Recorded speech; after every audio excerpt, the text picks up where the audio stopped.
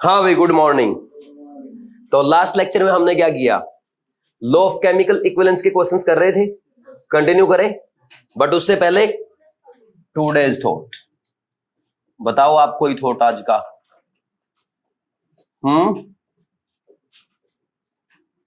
सबसे बड़ा थॉट लिख दूं आज? पक्का? Live the way you love.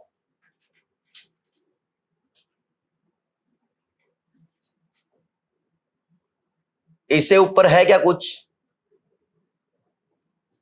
इससे ऊपर तो कुछ नहीं है ना भाई। आप अपने अकॉर्डिंग जियो और रियल बन के रहो। कभी भी किसी कॉपी मत बनो कि यार फलां वैसा है, मुझे भी वैसा होना चाहिए, मैं ऐसा बनना चाहता हूं। ऐसा कभी भी नहीं करना। मैं कहता हूं यू मस्ट बी यू। ये भी अपना एक थॉट है। You must be you.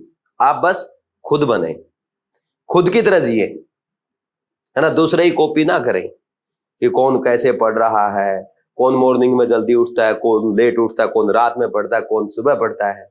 आप अपना स्टाइल बनाएं, एक यूनिक स्टाइल। ठीक है ना भाई। हम सब में क्या है? डीएनए है। किसी का डीएनए मैच करता है क्या? नहीं करता ना।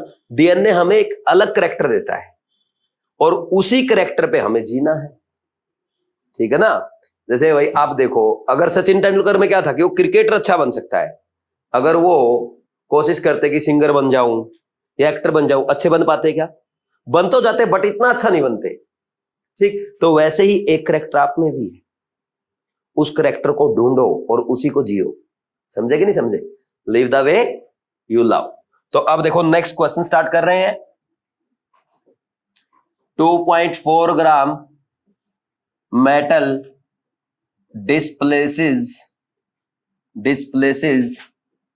1.12 liter H2 gas at STP from acid. Then equivalent weight of metal is first option 48, second option 24, third option 1.2 multiply by 11.2 और फोर्थ ऑप्शन है 1.2 डिवाइड बाई 1.2। ठीक, इक्विवेलेंट वेट बताना आपको मेटल का। कर लेंगे भाई? तो करो जल्दी से सोल्व।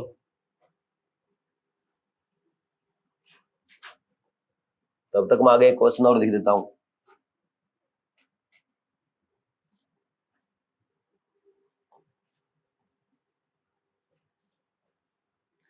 नेक्स्ट है 0.084 ग्राम,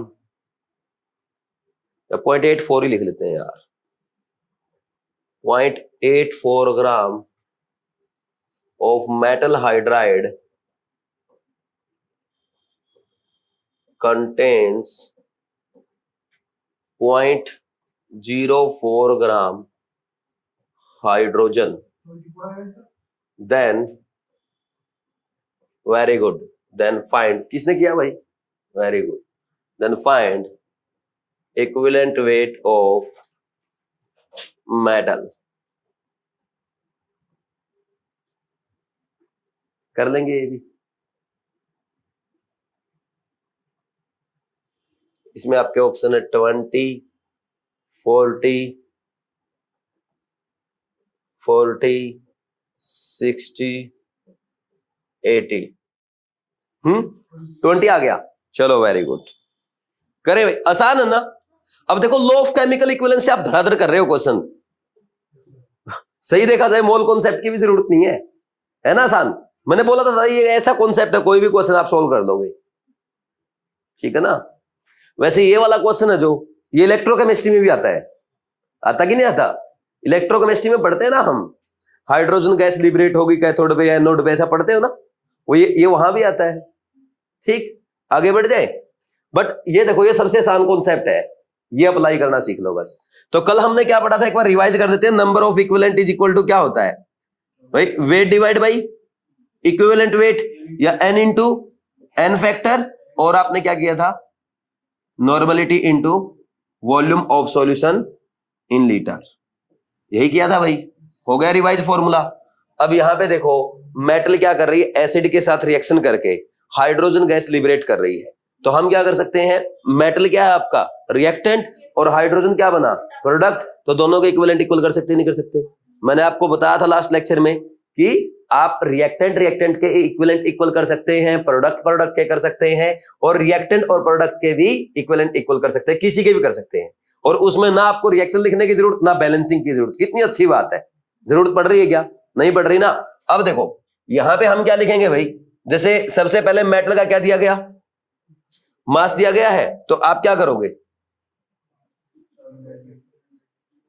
है,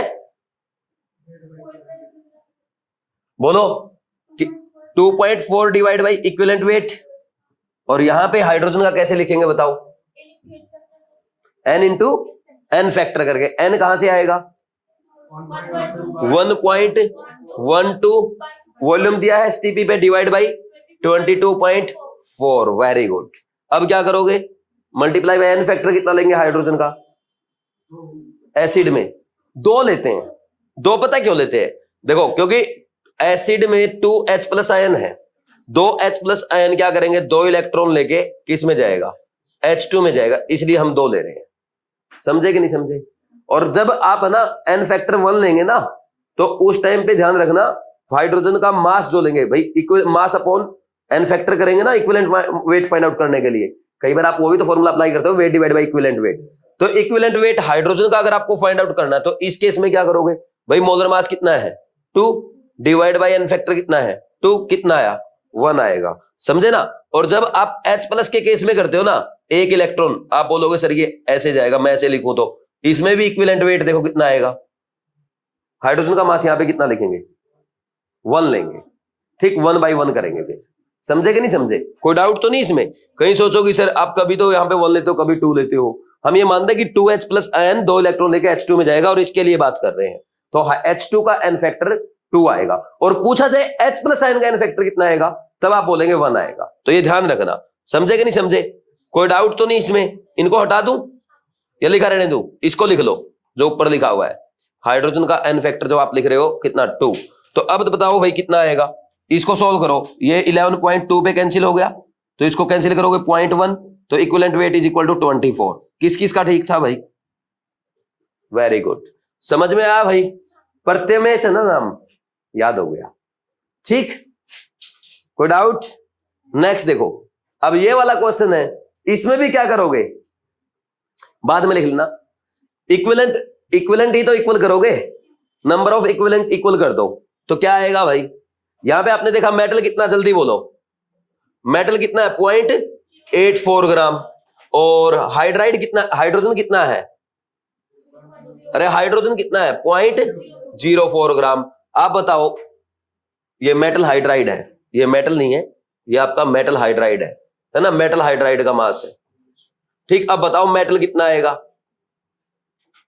अरे मेटल हाइड्राइड में क्या होगा, मेटल और हाइड्रोजन, तो मेटल कितना आ जाएगा, मेटल हाइड्राइड के वेट में से क्या माइनस कर दोगे, बोलना जल्दी से, हाइड्रोजन का मास माइनस कर देंगे, कितना आया 0.80 ग्राम।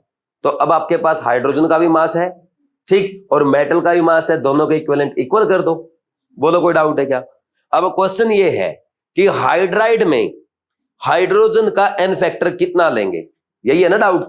तो जितने भी आपके हाइड्राइड बनते हैं, जैसे अगर हम बात करें वही मेटल, जैसे एस ब्लॉक के है, क्या बनेगा NaH, ठीक, KH, RbH, CSH, है ना। और अगर आप उसके दूसरे के देखेंगे MgH2, CH2, या इसके अलावा SrH2, BH2, यही बनेंगे। बोलो कोई डाउट है क्या। ठीक, ऐसे ही डी ब्लॉक मेटल और पी ब्लॉक के भी बनते हैं, जैसे कार्बन का क्या बनेगा CH4 बनता है, ठीक, NH3 है नाइट्रोजन का, H2O, HF, यही बनेंगे ना। ठीक, इनमें सब में खास बात क्या है, या तो हाइड्रोजन पे अगर नॉन मेटल के साथ बन रहा है तो H प्लस आएगा, है ना, +1 चार्ज आएगा, और अगर मेटल के साथ बना रहा है तो उसमें चार्ज कितना आएगा -1, +2 कहां से है। तो यहां पे हाइड्राइड में क्या होता है, ये आपका हाइड्राइड आयन प्रेजेंट होता है, जैसे Na प्लस और H माइनस है, K प्लस और H माइनस है, Mg+2 और दो हाइड्राइड आयन है, 2H माइनस है, कैल्शियम +2 और 2H माइनस आयन है। तो यहां पे N फैक्टर कितना आ जाएगा हाइड्राइड का? 1 आया कि नहीं आया? क्योंकि इसने एक इलेक्ट्रॉन एक्सेप्ट किया ना, आपने कल लिखा था रिएक्शंस में कितने इलेक्ट्रॉन लूज करेगा कितने इलेक्ट्रॉन गेन करेगा, वही उसका N फैक्टर होगा। बोलो कोई डाउट है क्या? तो आप क्या कर सकते हो, number of equivalent of metal is equal to number of equivalent of hydride, number of equivalent of metal is equal to number of equivalent of hydrogen. कर सकते हैं नहीं कर सकते? बोलो भाई कोई डाउट है क्या? तो अब बताओ, हाइड्रोजन और मेटल रिएक्ट कर रहे हैं इसलिए दोनों को इक्विवेलेंट इक्वल कर रहे हैं। मेटल का मास कितना है? 0.80 है भाई, डिवाइड बाई E। और यहां पे क्या करोगे, हाइड्रोजन का मास कितना है? 0.04 डिवाइड बाई N फैक्टर कितना है? 1। तो इक्विवेलेंट वेट कितना आएगा? 20। किस किस का सही था? समझ आया कि नहीं आप लोगों को? तो इसको लिखो जल्दी से। नेक्स्ट क्वेश्चन लिखो भाई, oxide of an element, oxide of an, अरे यार ऑक्साइड्स लिख दिया, oxide of an element contain 32% oxygen, 32% oxygen, then find equivalent weight of metal। कर देंगे भाई।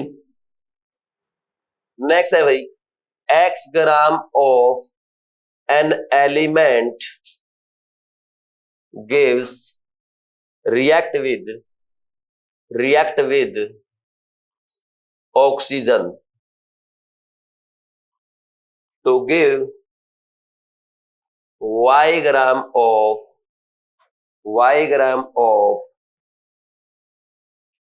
its oxide, then find equivalent weight of element for this oxide। कौन सा भाई? स्टोइकोमेट्रिया कहां है? करो जल्दी से सॉल्व। दोनों आ गए? कितना? 19.6। देखते हैं, लिखो जल्दी से एक बार, देखते हैं, करें सॉल्व। सबसे पहले वो करते हैं, oxide of an element contain 32% oxygen, then find equivalent weight of metal. भाई एक बात बताओ भाई, ऑक्साइड कैसे बनेगा? जब आपका एलिमेंट ऑक्सीजन के साथ रिएक्शन करेगा तब बनेगा ना। तो हम क्या कर सकते हैं, एलिमेंट के और ऑक्सीजन के इक्विवेलेंट्स को इक्वल कर सकते हैं। ठीक, तो मैं यहां पे क्या लिखूंगा, number of equivalent of metal is equal to number of equivalent of, बोलो, ऑक्सीजन। ठीक है भाई।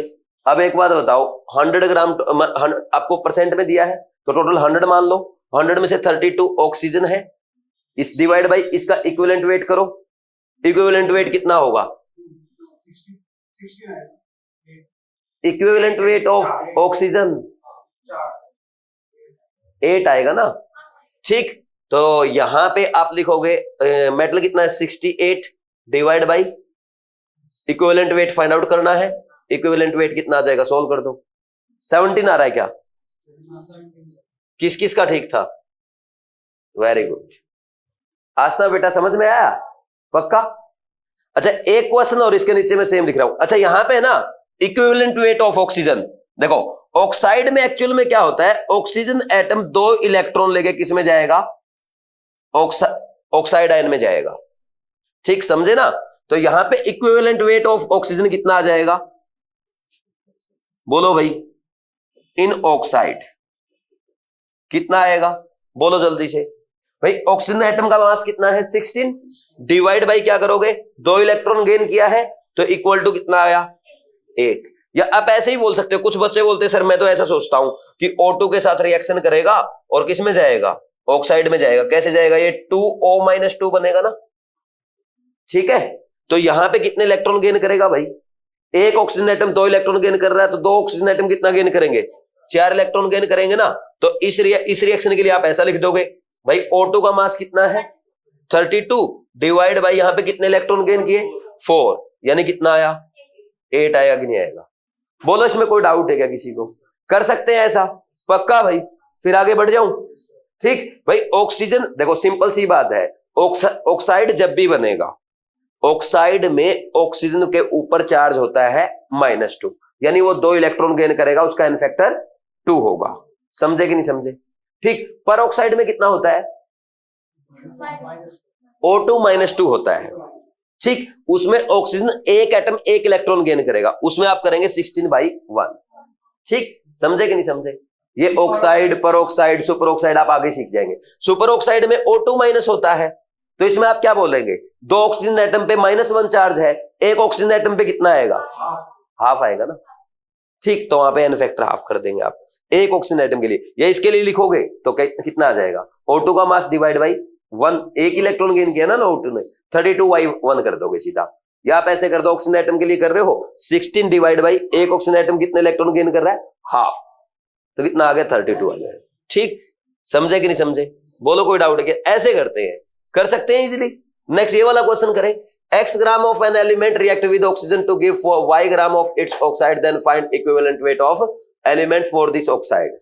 भाई आप एक बात बताओ, एलिमेंट का मास पता आपको? मास ऑफ एलिमेंट कितना है? एलिमेंट कितना है? x ग्राम है। अब मुझे ये बताओ मास ऑफ ऑक्सीजन कितना होगा इसमें? टोटल मास कितना है भाई ऑक्साइड का? y, तो y माइनस एक्स कर देंगे तो क्या आ जाएगा? ऑक्सीजन का मास आ जाएगा। अब आपको क्या करना, number of equivalent of element equal to number of equivalent of, बोलो ऑक्सीजन, यही तो करोगे।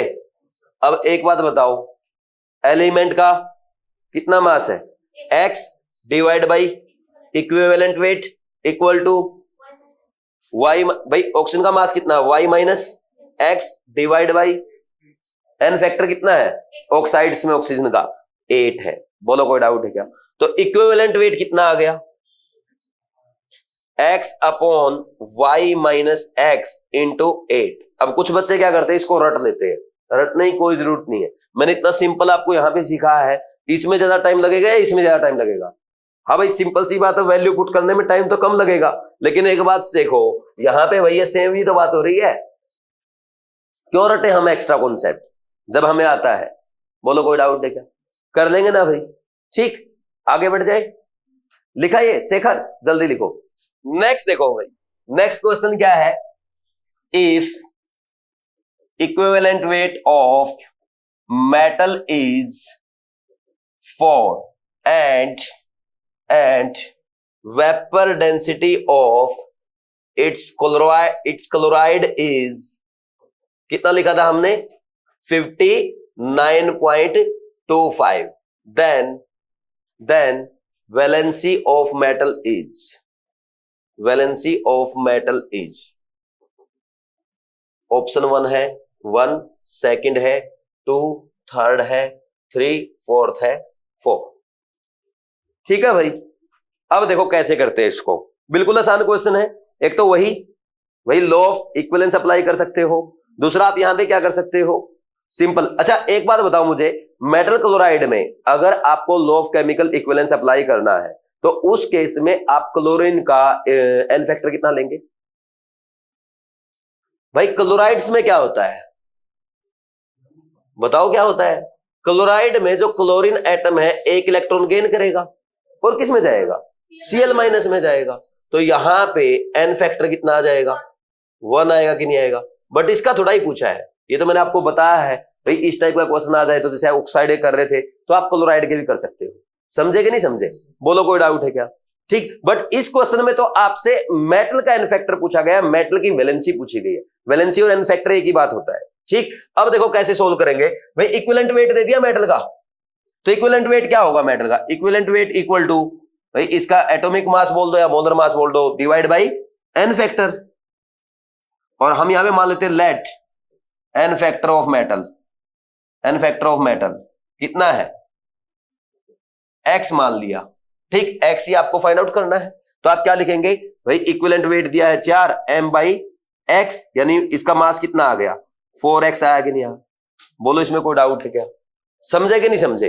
फिर इसके बाद हम क्या करेंगे भाई, नेक्स्ट क्या करना आपको, अब या तो एक काम करो, आप इन दोनों को है ना इक्विवेलेंट इक्वल कर दो। किसका? मेटल का और क्लोराइड का। एक तो मेथड ये है। दूसरा, यहां पे आपको वेपर डेंसिटी दिया गया है। वेपर डेंसिटी क्या होता है? Equal to molar mass divide by 2। तो इक्वल टू कितना दिया है? 59.25। तो कितना आ गया? 118.5 इतना आ गया। ये किसका आ रहा है? मेटल क्लोराइड का आ रहा है। कहीं सोचो वो यहां भी एम लिखा है, यहां भी एम लिखा है, ठीक, ये मेटल क्लोराइड का है। तो ये मेटल क्लोराइड का टोटल मास आ गया, ठीक। मान लीजिए हमारा मेटल क्लोराइड कैसा बनेगा, अब यहां पे अगर आपके मेटल की वैलेंसी x है तो ये MClX टाइप बनेगा कि नहीं बनेगा? जैसे भाई NaCl, MgCl2, AlCl3, SiCl4 ऐसे बनते हैं ना, PCl5, ऐसे ही तो बनता है क्लोराइड। तो ये बन गया MClX टाइप, ठीक। x क्या है? Valency of metal. तो हम यहां से क्या लिख सकते हैं भाई? Metal mass of metal chloride क्या लिखोगे भाई?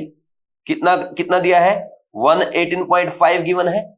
ये हम कैसे लिख सकते हैं? बोलो जल्दी से भाई। मास ऑफ मेटल कितना है? 4x प्लस कितना आएगा? x एटम किसके? क्लोरीन के।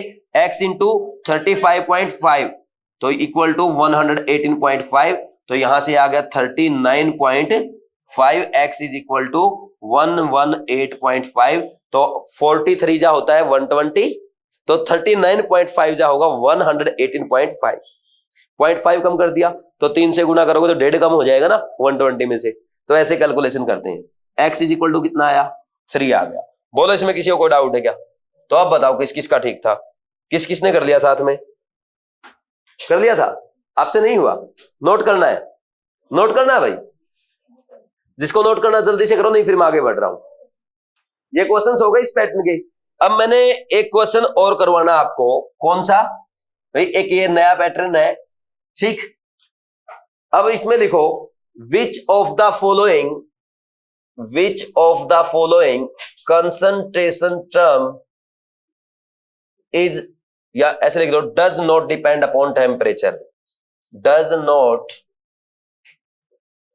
Depend upon temperature. मैंने पहला लिखा मोलैरिटी, दूसरा मैंने यहां पे लिख दिया नॉर्मेलिटी, तीसरा मैंने लिखा मोल फ्रैक्शन, और फोर्थ मैंने लिख दिया है मोलैलिटी। कहां लिखा मैंने अभी तक? क्यों लिखूंगा मैं चौथा? मैं लिखूंगा वेट बाई वॉल्यूम परसेंट। अब बताओ कौन सा आंसर आएगा? डज नॉट डिपेंड पूछा भाई मैंने। आपको याद है क्वेश्चन पढ़ा हुआ है मोलैलिटी, मैंने मोलैलिटी लिखा ही नहीं। यही तो मिस्टेक करते हैं यार एग्जाम में। और फिर एग्जाम में पता क्या होता है यार, कहीं भाई एग्जाम में है ना, फिर मतलब बहुत टाइम का प्रेशर होने की वजह से यार कहीं मोलैरिटी तो नहीं आएगा। फिर उस टाइम आप सोचते नहीं हो कुछ भी, आप दोबारा क्वेश्चन को भी नहीं पढ़ते, डज नॉट लिखा है, आप सीधा फिर वहां पे मोलैरिटी करके आ जाते हो। तभी तो मिस्टेक होती है। पहले पढ़ो। एग्जामिनर नए पैटर्न में हर बार नए क्वेश्चन फ्रेम कर रहा है, ठीक। क्वेश्चन कैसा आएगा वो क्लास में डिस्कस हो चुका होगा, but as it is value थोड़ा मिलेगी यार। एग्जामिनर अलग है, मैं अलग हूं, हालांकि हमारी थॉट मिलती है वो अलग बात है, ठीक। समझे ना?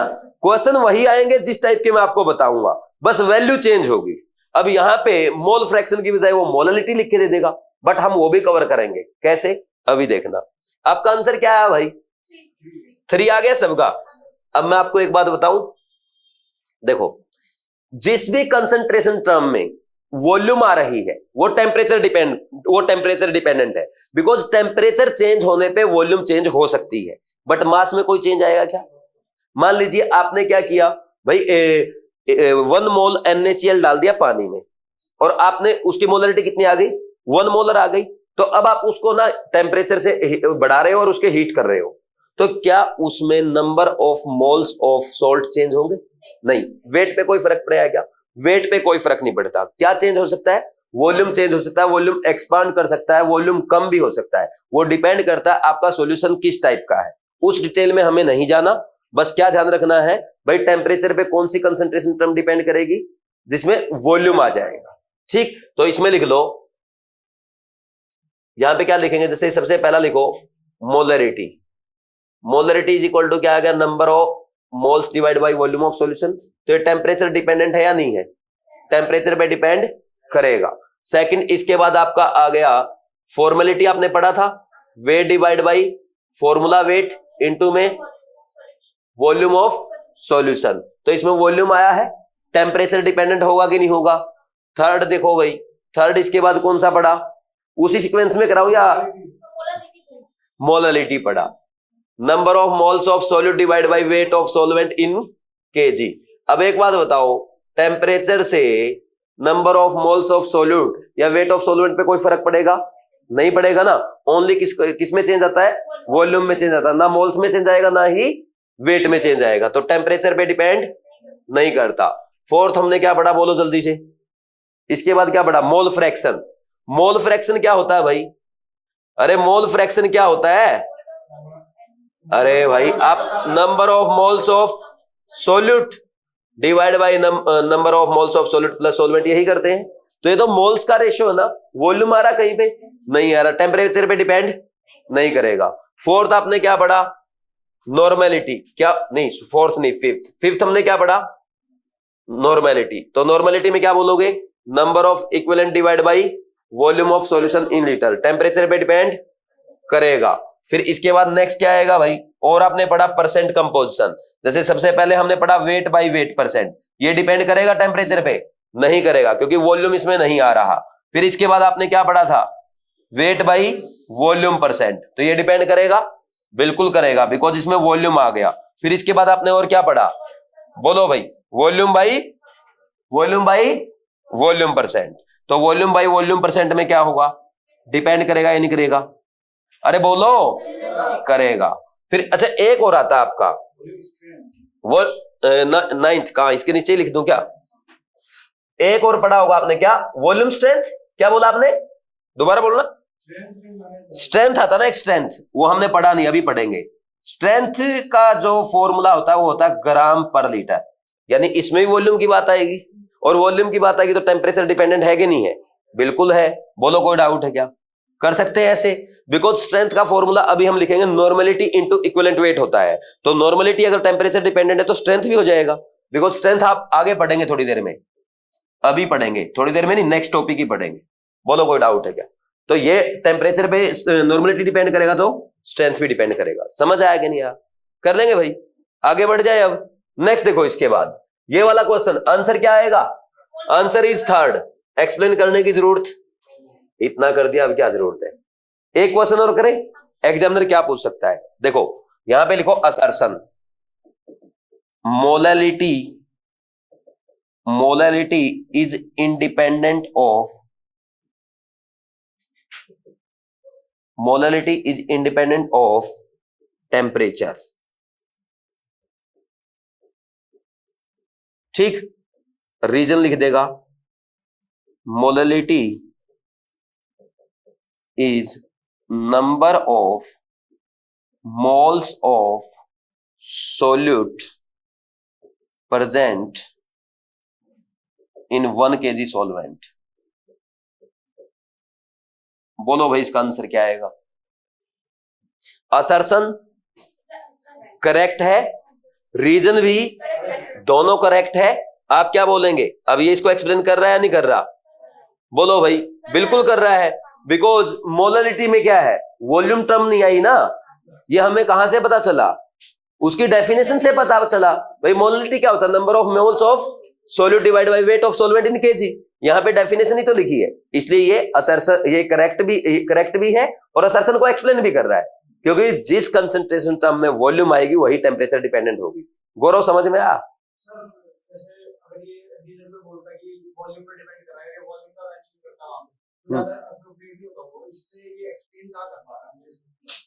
भाई हम बिल्कुल बिल्कुल, एक बात बताओ, आप क्या बोल रहे हो, वही कंसंट्रेशन टर्म टेम्परेचर डिपेंडेंट होगी जिसमें वॉल्यूम आएगा, ठीक, इसमें वॉल्यूम है क्या, नहीं है ना, हमें कैसे पता चला, उसकी डेफिनेशन से, ठीक, तो इसी तभी तो वो एक्सप्लेन कर पा रहा है। तो इसका आंसर क्या आएगा? Reason explain assertion right, reason right and reason is correct explanation of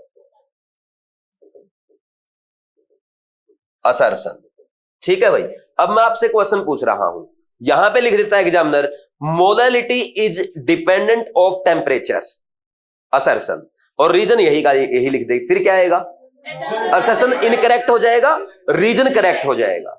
अगर यहां पे एग्जामिनर ऐसे लिख दे, molality is independent of temperature, यही है असर्शन, और रीजन लिख दिया molality is number of moles of solid present in 1 litre solution, assertion right, reason wrong. बोलो, क्योंकि वो मोलैलिटी की डेफिनेशन है ना कि मोलैलिटी की। आंसर क्या आ जाएगा? Assertion correct, reason wrong, incorrect आ जाएगा। मान लीजिए एग्जामिनर यहां पे ये लिख दे, molality is independent of temperature, ठीक, असर्शन रॉन्ग हो गया ना। और molality is number of moles of solute present in 1 litre solution, assertion incorrect, reason correct. अब बताओ, ऐसे कितने भी क्वेश्चन बन सकते हैं ना। मैंने आपको बस ये सिखा दिया कि एग्जामिनर यहां से असर्शन रीजन फ्रेम कर सकता है। आपका कॉन्सेप्ट क्या क्लियर होना चाहिए भाई? जिस भी कंसंट्रेशन टर्म में वॉल्यूम आ रहा है वो टेम्परेचर डिपेंडेंट है, और जिसमें वेट या ओनली नंबर ऑफ मोल्स आ रहे हैं वो टेम्परेचर इंडिपेंडेंट है। अब इसका रीजन कहां से देंगे भाई? डेफिनेशन अगर सही लिखी है वो उसको करेक्ट एक्सप्लेन करेगी, सिंपल सा फंडा है। अगर डेफिनेशन सही लिखी है ना वो उसको करेक्ट एक्सप्लेन करेगी। जैसे अब यहां पे लिख दे molality is dependent of temperature, और फिर डेफिनेशन सही लिख दे, इसका मतलब तब आंसर ये नहीं आएगा, वो तो बात ही रॉन्ग लिख दी ना उसने। समझे कि नहीं समझे? बोलो, कोई डाउट है क्या? कर लेंगे ना ऐसे? आगे बढ़ जाऊं? पक्का लिखना है किसी को कुछ? ठीक है भाई। अब नेक्स्ट टॉपिक लिखो भाई, volume strength of H2O2, volume strength of H2O2। देखो, ये आपके मोल कॉन्सेप्ट के एनसीईआरटी में नहीं है, बट हाइड्रोजन वाले चैप्टर में है। तो हाइड्रोजन चैप्टर में इसके स्ट्रक्चर, रिएक्शन, इसकी प्रॉपर्टी वगैरह पढ़ेंगे, और वॉल्यूम स्ट्रेंथ का टॉपिक भी वहीं पे गिवन है, बट यहां पे हम कवर कर रहे हैं बिकॉज देखो मोल कॉन्सेप्ट का टॉपिक है ये, तो यहीं कवर कर लेते हैं, वहां नहीं करेंगे। ठीक, तो यहां पे हम इसका फिजिकल केमिस्ट्री वाला पार्ट पढ़ रहे हैं, और हाइड्रोजन वाले चैप्टर में इनऑर्गेनिक वाला यानी रिएक्शंस वगैरह है या उसका स्ट्रक्चर है, प्रॉपर्टीज वगैरह, वो कर लेंगे। ठीक, आगे बढ़ जाए। तो इसमें लिखो वॉल्यूम स्ट्रेंथ ऑफ H2O2 क्या होता है, इसकी डेफिनेशन लिख लो, फिर मैं आपको एक्सप्लेन करूंगा। It is defined as volume of oxygen produced, volume of O2 produced by decomposition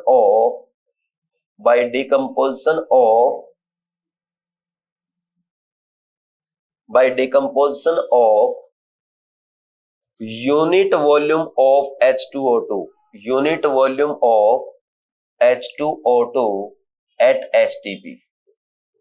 ठीक है भाई, समझ में आया कि नहीं आया? वॉल्यूम स्ट्रेंथ क्या है? जब आप 1 लीटर H2O2 को STP पे डिकम्पोज करते हैं तो उससे ऑक्सीजन गैस का वॉल्यूम जितना ऑब्टेन होगा उसको क्या कहते हैं? Volume strength of H2O2। बोलो, कोई डाउट है क्या? कर सकते हैं ना भाई ऐसे? पक्का। तो अब देखो, अब यहां पे हम क्या लिख रहे हैं? Let volume strength of H2O2 is X volume, ठीक, या XV भी लिख देते हैं इसको सीधा। ठीक, तो अब क्या करना है? इसका मतलब क्या हुआ? आप लिखेंगे it means X litre O2 is obtained by decomposition of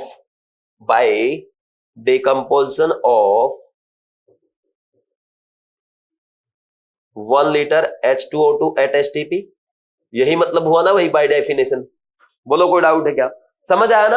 अब आगे देखो, आगे हम क्या लिख रहे हैं। अब यहां पे अब आपको पता है क्या करना है? अब हमें फाइंड आउट करना है वॉल्यूम स्ट्रेंथ का रिलेशन विद मोलरिटी क्या होगा, नॉर्मलिटी के साथ क्या होगा, वेट बाय वॉल्यूम का क्या होगा, स्ट्रेंथ का क्या होगा। ठीक, तो नेक्स्ट हम लिख रहे हैं रिलेशनशिप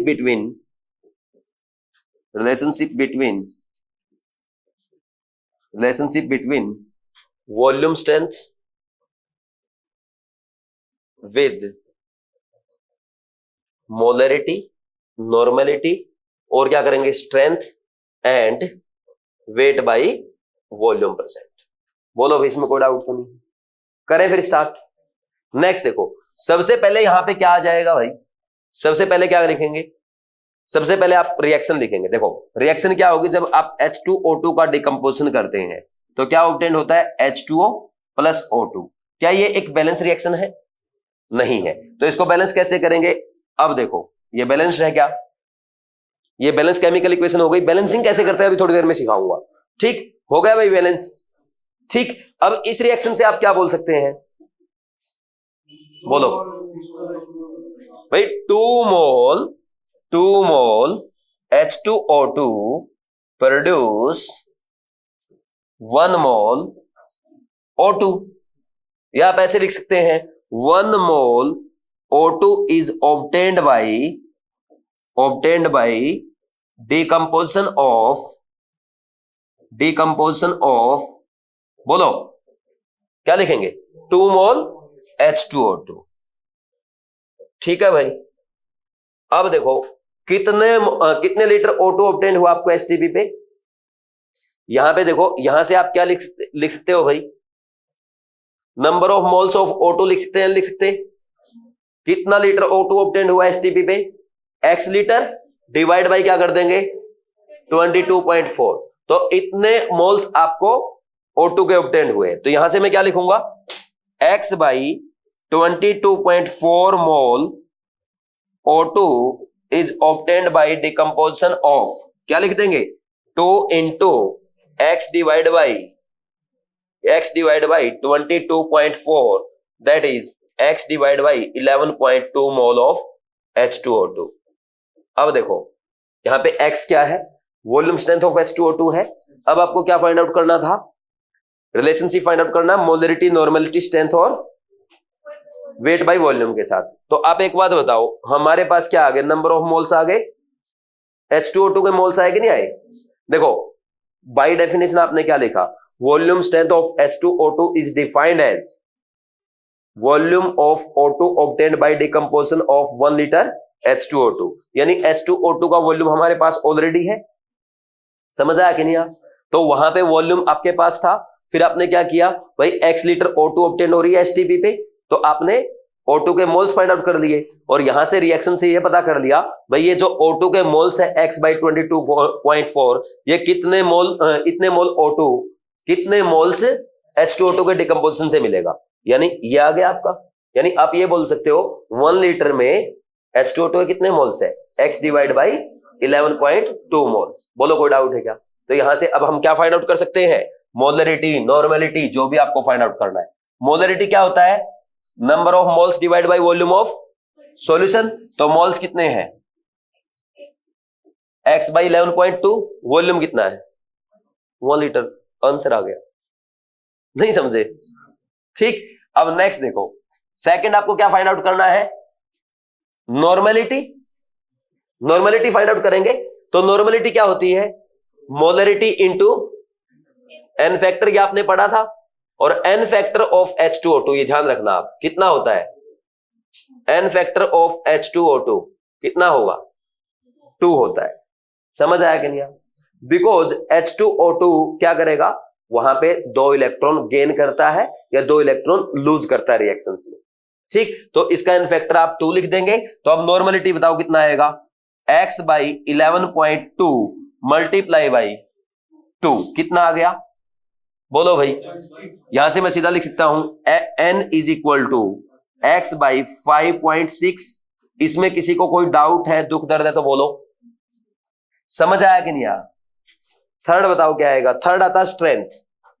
स्ट्रेंथ आता है, स्ट्रेंथ आप जो लिखते हो ना, स्ट्रेंथ हम लिखते हैं, स्ट्रेंथ लिखी जाती है इन ग्राम पर लीटर। किस में लिखते हैं, ग्राम पर लीटर में। ठीक, इसको मैं इस साइड लिख रहा हूं, देखो इसके सामने ही लिख रहा हूं। थर्ड आप फाइंड आउट कर रहे हैं स्ट्रेंथ। अब स्ट्रेंथ कैसे आएगा, ग्राम पर लीटर में फाइंड आउट करते हैं। इसका फॉर्मूला ध्यान रखना, स्ट्रेंथ यानी S is equal to normality into equivalent weight होता है। और इक्विवेलेंट वेट कितना आएगा H2O2 का भाई 34 उसका मास है, डिवाइड बाई 2 17 आया कि नहीं आया? तो स्ट्रेंथ कितनी आई? अरे बोलो, x बाई 5.6 मल्टीप्लाई बाई 17, इसकी यूनिट क्या होगी? ग्राम पर लीटर। बोलो कोई डाउट है क्या? अब नेक्स्ट आपको क्या फाइंड आउट करना है? Fourth, wait by volume percent. ठीक, अच्छा, वेट बाई वॉल्यूम परसेंट जब आप फाइंड आउट करते हो, किस में फाइंड आउट करते हो भाई? ऐसा लिखते हो ना, gram, weight of solute in grams divide by volume of solution in ml। तो यहां पे ये जो लिखा है मास बाई वॉल्यूम ही तो है, वेट बाई वॉल्यूम तो ही है, बस डिफरेंस क्या है? वॉल्यूम किसमें है? लीटर्स में है। किसमें कन्वर्ट कर दोगे? ml में। तो यहां पे हम इसको एज इट इज लिखे, ये आया कि नहीं आया? बोलो, ये ग्राम पर ml आ गया? अभी मत लिखो, ग्राम पर ml आ गया। और आपको क्या चाहिए? वेट बाई वॉल्यूम आ गया ग्राम पर ml में, वेट बाई वॉल्यूम परसेंट चाहिए। किसी को कोई डाउट? तो यहां से क्या आ जाएगा? Weight by volume percent is equal to x by कितना आया?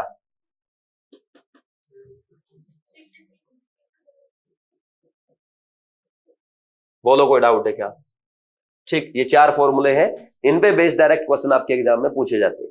जैसे क्वेश्चन में लिख देता हूं, ये नीट का पूछा हुआ क्वेश्चन लिख रहा हूं। ठीक, बिल्कुल इजी है, आप कॉपी पेन रखो और इसको सॉल्व करना। Find volume strength of, volume strength यानी x, volume strength of 1.5 normal H2O2 solution. बताना भाई, क्या करेंगे भाई? आप normality is equal to x divide by 5.6 equal to कितना दिया है? 1.5। तो x इज इक्वल टू कितना आ गया? 1.5 मल्टीप्लाई बाई 5.6, 15 6 जा 90 और 15 5 जा 75 और 9 84, 8.40 लीटर आया कि नहीं? ठीक, ये इसकी वॉल्यूम स्ट्रेंथ आ गया। इसको लीटर नहीं बोलते वैसे, इसको हम बोलते हैं 8.4 V, ऐसे रिप्रेजेंट करते हैं। किस किस का ठीक आ गया था? समझ आ गया ना? आसान है ना? अब आप क्या करेंगे? पहले तो ये पेज लिखो, या लिख लिया आपने? अगर लिख लिया तो एक लाइन में आ गया। हाँ, नीट का क्वेश्चन है वो, जो भी आपने किया ना नीट का क्वेश्चन है। लिखा भाई? रिपीट करूं अगर कोई डाउट हो तो? आसान है ना? बस आप ये समझ जाओ भाई, जब भी आपको वॉल्यूम स्ट्रेंथ दिया है तो उसका मतलब क्या है? जैसे आपको दिया वॉल्यूम स्ट्रेंथ भाई H2O2 का x है, इसका मतलब ये हुआ जब आप 1 लीटर H2O2 को STP पे डिकम्पोज करते हैं, उससे आपको x लीटर O2 ऑब्टेन होगा। और आपके पास अगर वॉल्यूम ऑफ ऑक्सीजन गैस आ गया STP पे, तो आप number of moles of O2 find out कर सकते हो। कितना आएगा? x डिवाइड बाई 22.4, इतने मोल्स आ गए। और इस रिएक्शन से आप बता सकते हो भाई, अगर 1 मोल O2 प्रोड्यूस हो रहा है किससे? 1 मोल H2 मोल H2O2 के डिकम्पोजिशन से, तो x by 22.4 mole O2 obtain होगा किससे? x by 11.2 mole of H2O2 के डिकम्पोजिशन से, जिसकी वॉल्यूम कितनी है? स्टार्टिंग में आपने देखा 1 लीटर है, तो नंबर ऑफ मोल्स आ गया, वॉल्यूम आ गया, तो मोलरिटी आ जाएगा कितना? x by 11.2। मोलरिटी को नॉर्मलिटी से मल्टीप्लाई कर दो, क्या आएगा? मोलरिटी को n फैक्टर से मल्टीप्लाई कर दो, क्या आ जाएगा? नॉर्मलिटी आ जाएगा। Normality is equal to x by 11.2 into 2, n factor 2 होता है, कितना आ गया? x बाई 5.6 आ जाएगा। फिर इसके बाद क्या है? स्ट्रेंथ। स्ट्रेंथ होता है normality into equivalent wait. Equivalent weight H2O2 का होगा 17, तो x बाई 5.6 इंटू 17, तो ये आता है ग्राम पर लीटर में। तो वेट बाई वॉल्यूम परसेंट जब आप फाइंड आउट करते हैं, वहां पे वॉल्यूम लेते हैं ml में। तो ये वॉल्यूम जो आपके नीचे लीटर में है, उसको ml में कन्वर्ट कर दिया, नीचे 1000 से मल्टीप्लाई करके, तो ये ग्राम पर ml में आ गया। वेट बाई वॉल्यूम परसेंट के लिए 100 से मल्टीप्लाई कर दोगे, weight by volume percent is equal to x by 5.6 into 17/10। ये फॉर्मूले याद करने की जरूरत है क्या? नहीं है ना? एक याद करना, बस ये याद करना, बाकी तो अपने आप रिलेशन फाइंड आउट कर दोगे 1 मिनट में। लास्ट का करोगे? करो भाई, लिखा भाई आगे वाला। नेक्स्ट लिखो भाई, calculate strength of 4.48 volume H2O2 in terms of पहला है मोलरिटी, दूसरा है नॉर्मलिटी, तीसरा है स्ट्रेंथ, फोर्थ है परसेंट वेट बाय वॉल्यूम। और एक क्वेश्चन और साथ में मैं लिख रहा हूं साइड में, तब तक आप ये सॉल्व करो। ये भाई ये आपका एनसीईआरटी का क्वेश्चन है। एनसीईआरटी में हाइड्रोजन चैप्टर का है भाई प्रॉब्लम 9.5। ये है प्रॉब्लम 9.5, ठीक। एनसीईआरटी कौन से चैप्टर का? हाइड्रोजन का, ठीक है भाई। इसमें पूछा गया है calculate the strength of calculate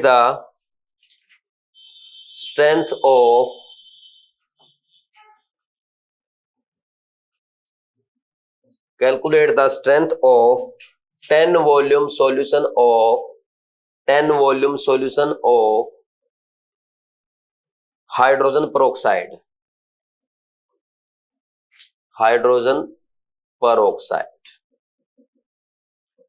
ठीक है भाई। फर्स्ट ऑप्शन आपको दे दिया 3%, सेकंड ऑप्शन दे दिया आपको 3.3%, थर्ड ऑप्शन आपको दिया 4% और फिफ्थ दे दिया 6%। कर लेंगे भाई सॉल्व, जल्दी से दोनों क्वेश्चन करो, ओनली 2 मिनट का टाइम है। देखो ये बिल्कुल इजी क्वेश्चन है, फॉर्मूला बेस्ड क्वेश्चन है। कैसे सॉल्व करेंगे? सबसे पहले मोलरिटी इज इक्वल टू क्या करेंगे भाई, यहां पे लिखा है x बाई क्या करते हो 11.2, तो x कितना दिया है 4.48, ये वॉल्यूम स्ट्रेंथ है, डिवाइड बाई क्या कर दोगे 11.2, कितना आया 0.4 मोलर। नॉर्मलिटी कैसे आएगा? अरे मोलरिटी इंटू एन फैक्टर कर दो ना, कितना आया 0.8 नॉर्मल। थर्ड क्या आ रहा है भाई स्ट्रेंथ, कैसे आएगा? स्ट्रेंथ इक्वल टू, या तो आप लिख दो नॉर्मलिटी इंटू इक्विवेलेंट वेट, आसान है ना ये, या वैसे लिखूं नॉर्मलिटी इंटू इक्विवेलेंट वेट कर सकते हो ना, कितना आएगा? नॉर्मलिटी है 0.8 मल्टीप्लाई बाई 17, कितना आया बोलो? 17 8 जा 136 होता है क्या? 13.6 ग्राम पर लीटर में आएगा ये। और फोर्थ ऑप्शन क्या आता है आपका? Percent weight by volume is equal to क्या लिखते हो भाई x डिवाइड बाई 5.6 इंटू में 17 डिवाइड बाई 10, ये आएगा ना, ठीक।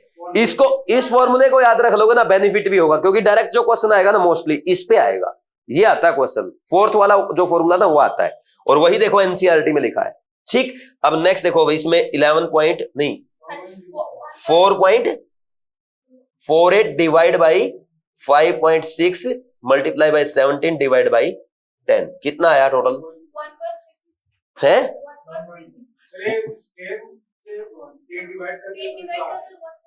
हाँ ये भी सही है, स्ट्रेंथ को अगर आप 10 से डिवाइड कर दोगे तब भी आ जाएगा, बिल्कुल सही है 1.36%। और इसका आंसर कितना आ रहा है 3% ना, वेरी गुड। देखो भाई यहां पे आप लिखोगे परसेंट, जब भी आपको परसेंट में फाइंड आउट करना है, इसका मतलब है परसेंट वेट बाई वॉल्यूम करना है इस क्वेश्चन में, ठीक। तो क्या लिखोगे फिर? वही formula x by 5.6 into 17 by 10, तो x कितना गिवन है अभी मत लिखो, कितना गिवन है x 10 गिवन है, 10 डिवाइड बाई 5.6 इंटू 17 बाई 10, 10 से 10 कैंसिल हो जाएगा, 17 बाई 5.6 करो, कितना आएगा? अप्रोक्स 3 आएगा। और एग्जैक्ट कैलकुलेट करोगे ना इसको, इसमें आएगा 3.03% आई थिंक। चेक करना कैलकुलेटर से एक बार, यही आ रहा है क्या? एग्जैक्ट तो ये आएगा। तो अब आपका आंसर कौन सा आ रहा है? ये वाला आ जाएगा। अब मैंने यहां पे 3% इसलिए लिख के दिया है क्योंकि एनसीईआरटी में जो उसने आंसर लिखा ना 3% ही लिखा है। समझे कि नहीं समझे? बोलो कोई डाउट है क्या? कर लेंगे भाई ऐसे, फिर आगे बढ़ जाए। लिखो इसको जल्दी से। अच्छा स्ट्रेंथ पूछता हूं, ओनली स्ट्रेंथ पूछता हूं, 30 आती ना, 30 ग्राम पर लीटर। समझे कि नहीं समझे?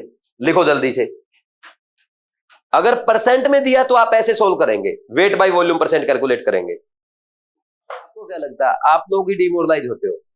आपको ऐसा लगता है ना कि ओनली आपकी एफिशिएंसी कम होती है, हमारी भी होती है कभी कभी, ठीक। लेकिन क्या करना पड़ता है हमें, क्लास में तो परफॉर्म करना ही पड़ता है, चाहे कितनी भी टेंशन है, कैसी भी तबीयत है, चाहे एक्स्ट्रा टाइम लगे, कम पढ़ाएं या ज्यादा पढ़ाएं, क्लास में परफॉर्म करना पड़ेगा। और क्लास में परफॉर्म नहीं करेंगे ना तो डायरेक्ट आपकी एफिशिएंसी कम होगी। मेरी एफिशिएंसी कम होगी तो आपकी एफिशिएंसी कम होगी, तो क्या होगा, मार्क्स कम आएंगे, हमारा रिजल्ट अच्छा नहीं रहेगा। रिजल्ट अच्छा नहीं रहेगा तो मेरे से कौन पढ़ेगा? समझे कि नहीं समझे? इसलिए सीधा मतलब सबसे पहले मुझे पूरी एफिशिएंसी के साथ पढ़ाना है, उसके बाद आपको पूरी एफिशिएंसी से सीखना है, ज्यादा से ज्यादा क्वेश्चन प्रैक्टिस करना है, जो समझ में ना आए मेरे से पूछना है, तभी तो अच्छे रिजल्ट आएंगे। ओनली मेरे मेहनत करने से या ओनली आप लोगों के मेहनत करने से अच्छा रिजल्ट नहीं आएगा, हम सबको मिलकर मेहनत करनी हो। समझे ना? आगे बढ़ जाए फिर। नेक्स्ट लिखो भाई, स्टोइकियोमेट्री। अपना कंसंट्रेशन वाला पार्ट कंप्लीट हो गया। नेक्स्ट क्या है टॉपिक? स्टोइकियोमेट्री। ठीक, स्टोइकियोमेट्री क्या होती है? या ऐसा लिख लो, स्टोइकियोमेट्री से पहले एक हेडिंग ये लिख लो, अगर ये भी लिख लिया कोई बात नहीं है, वैसे ये लिखेंगे calculation of moles in chemical reactions. तो अब देखो, केमिकल रिएक्शंस आपकी कितने टाइप की होती है? दो हो सकती है।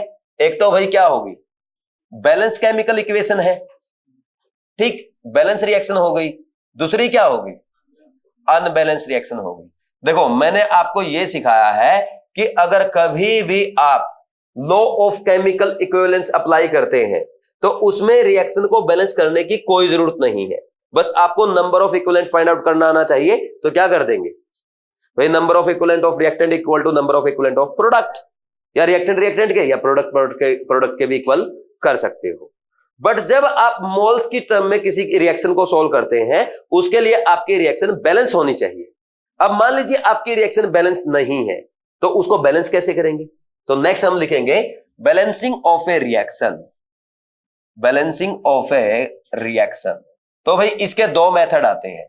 एक तो हम क्या करते हैं भाई, सिंपल आप मास कंजर्वेशन कर सकते हैं, जिसको आप एटम कंजर्वेशन भी बोलते हैं, और यही हम यहां पे अप्लाई करेंगे। क्या? Atom conservation. ठीक भाई, आप देख लो, लेफ्ट साइड में जितने एटम्स है राइट साइड में भी उतने ही होने चाहिए। मान लीजिए लेफ्ट साइड में हाइड्रोजन के, रिएक्टेंट की साइड में हाइड्रोजन के 6 एटम है, तो प्रोडक्ट में भी कितने होने चाहिए? 6 या 4 से काम चल जाएगा। समझे कि नहीं समझे भाई? लेफ्ट में 6 है तो राइट में 6 होने चाहिए। लेफ्ट में मान लीजिए नाइट्रोजन के 2 है, राइट में भी नाइट्रोजन के कितने होने चाहिए? प्रोडक्ट साइड 2 होने चाहिए। क्यों? क्योंकि भाई एटम क्या है, एटम को ना तो आप क्रिएट कर सकते हैं ना ही डिस्ट्रॉय कर सकते हैं, तो एटम कंजर्व्ड रहेंगे। जितने टोटल एटम आपके पर्टिकुलर एलिमेंट के रिएक्टेंट साइड है उतने ही प्रोडक्ट साइड होंगे। तो एटम को बैलेंस करके आप क्या कर सकते हैं, रिएक्शन की बैलेंसिंग कर सकते हैं, और हम यहां पे यही अप्लाई करेंगे। ठीक। दूसरा आपका आता है चार्ज कंजर्वेशन। चार्ज कंजर्वेशन कहां पे अप्लाई होगा? चार्ज कंजर्वेशन कहां पे अप्लाई होगा भाई? ये आपका आता है रेडॉक्स रिएक्शन में। तो ये हम वहीं पे पढ़ेंगे, यहां पे अप्लाई करने की जरूरत नहीं है, क्योंकि रेडॉक्स रिएक्शन हम यहां पे सोल्व ही नहीं करेंगे। समझे कि नहीं समझे? तो ये आप रेडॉक्स रिएक्शन में पढ़ेंगे। ठीक, अब इसके बाद आगे बढ़ जाए भाई। तो सबसे पहले आपने देखा क्या करना है, अगर मोल्स की टर्म में क्वेश्चन सोल्व कर रहे हो, आपकी रिएक्शन बैलेंस होनी चाहिए। बैलेंसिंग के लिए कौन सा कॉन्सेप्ट अप्लाई करेंगे? एटम कंजर्वेशन, एटम को बैलेंस करेंगे। ठीक, फिर इसके बाद देखो एक टर्म आप पढ़ते हो स्टोइकियोमेट्री। स्टोइकियोमेट्री क्या होती है भाई? बैलेंस केमिकल इक्वेशन में जो आप उसके आगे लिखा होता है ना 1 2 3, ठीक, वही क्या होती है? Stoichiometry of chemical reaction. जैसे फॉर एग्जांपल मैं यहां पे लिख देता हूं N2 gas react with 3H2 gas to produce 2NH3 gas. तो आपसे पूछा जाए इस रिएक्शन में नाइट्रोजन की स्टोइकियोमेट्री कितना है? 1 है। वेरी गुड, ये नाइट्रोजन की स्टोइकियोमेट्री हो गया। हाइड्रोजन की स्टोइकियोमेट्री कितना है? 3 है। और NH3 की स्टोइकियोमेट्री कितना है? 2 है। बोलो कोई डाउट है क्या? तो ऐसे बता सकते हैं या नहीं बता सकते आप? समझ आया? अब देखो स्टोइकियोमेट्री का क्या रोल है। सबसे पहले तो आप जब भी बात करेंगे बैलेंस रिएक्शन की बात करेंगे, इसमें आपको बार बार कोई डाउट नहीं होना चाहिए। ठीक, अब देखो बैलेंस रिएक्शन है, इसमें आप क्या लिख सकते हो? इसमें हम लिख सकते हैं 1 mole of N2 react with 3 mole H2 to produce, बोलो भाई, 2 मोल NH3। इसमें कोई डाउट? या सीधा उसके नीचे लिख रहे हैं तो बार बार N2H2 लिखने की जरूरत नहीं है। ठीक, समझ आया भाई? या आप ऐसा लिख सकते हो n moles of N2 react with 3 n moles of H2 to produce 2 n moles of NH3। बोल सकते हैं ना ऐसा? तो यहां पे मैं लिख देता हूं, जैसे भाई ये भी लिख सकते हैं ना, 22.4 litre N2 react with 3 into 22.4 liter H2 to produce 2 into 22.4 liter NH3 gas. ऐसा ही बोल सकते हैं ना? कोई डाउट है क्या? समझ आया कि नहीं? या यहां पे मैं ऐसा बोल सकता हूं क्या, Na molecules of N2 react with 3 Na molecules of H2 to produce 2 Na molecules of NH3। और कोई जरूरी नहीं यही आप बोले, आप ऐसा ही बोल सकते हैं 1 molecule of N2 react with 3 molecule of H2 to produce 2 molecule of 2NH3, sorry 2 molecule of NH3। बोलो इसमें कोई डाउट है क्या?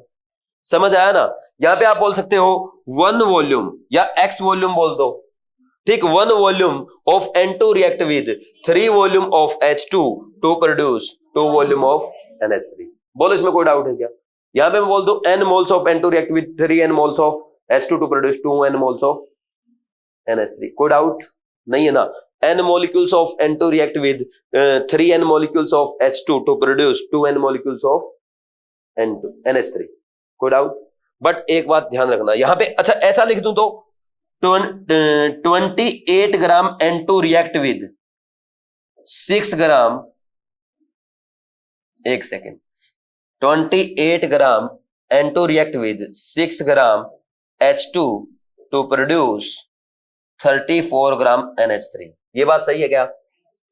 नहीं है? सही तो है। अरे मास कंजर्व 28 प्लस 6 इक्वल टू 34, सही तो है।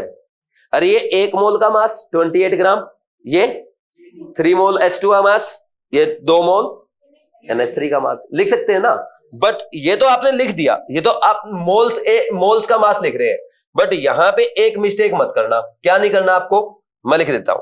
यहां पे हम ऐसा लिख सकते हैं क्या भाई, 1 ग्राम N2 react with 3 gram H2 to produce 2 gram NH3। ये सही है क्या? तो स्टोइकियोमेट्री को आप किसकी टर्म में नहीं लेके जा सकते? मास की टर्म में नहीं लेके जा सकते, बाकी आप मोल्स की टर्म में लेके जा सकते हो, मॉलिक्यूल्स की टर्म में लेके जाओ, और गैसियस रिएक्शन है तो वॉल्यूम की टर्म में भी लिख सकते हो। बट एक बात का ध्यान रखना है, वहां पे स्टोइकियोमेट्री को आप मास की टर्म्स में नहीं लिखेंगे, ये मिस्टेक नहीं करनी। बोलो कोई डाउट है क्या?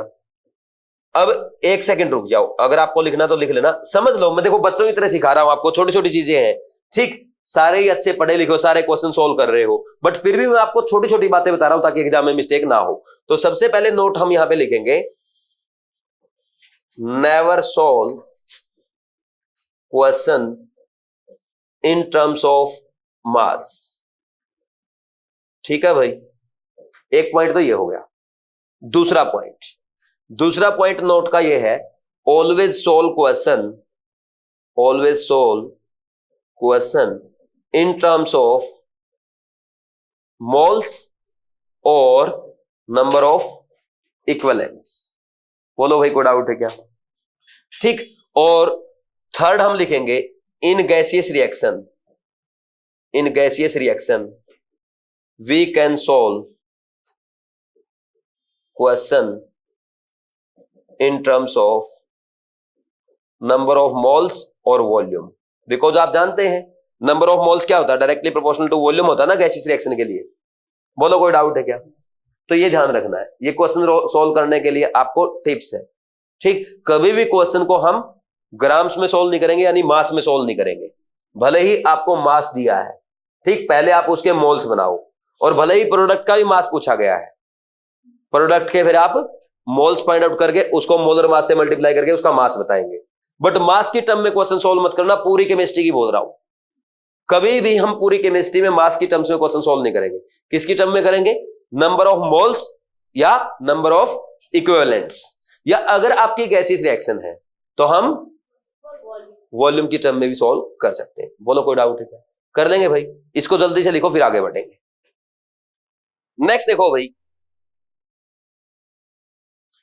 क्वेश्चन लिखो 56 ग्राम N2 react with 56 gram N2 react with 12 gram H2 in Haber process। अच्छा यहां पे लिखना 12 ग्राम H2 completely in Haber process to produce ammonia। ठीक है भाई। देन फाइंड, पहला है भाई, फर्स्ट आपको फाइंड आउट करना है मास ऑफ NH3 ऑब्टेन्ड। ठीक। सेकंड आपको फाइंड आउट करना है volume of NH3 obtained at STP। तीसरा आपको फाइंड आउट करना है number of atoms, number of total atoms in product. कर सकते हैं भाई। एक क्वेश्चन तो ये करो, तब तक मैं दूसरा लिख रहा हूं।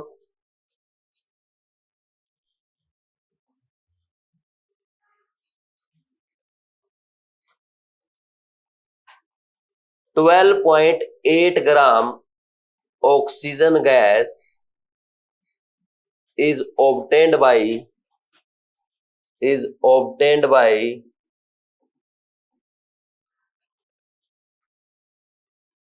12.8 gram oxygen gas is obtained by decomposition of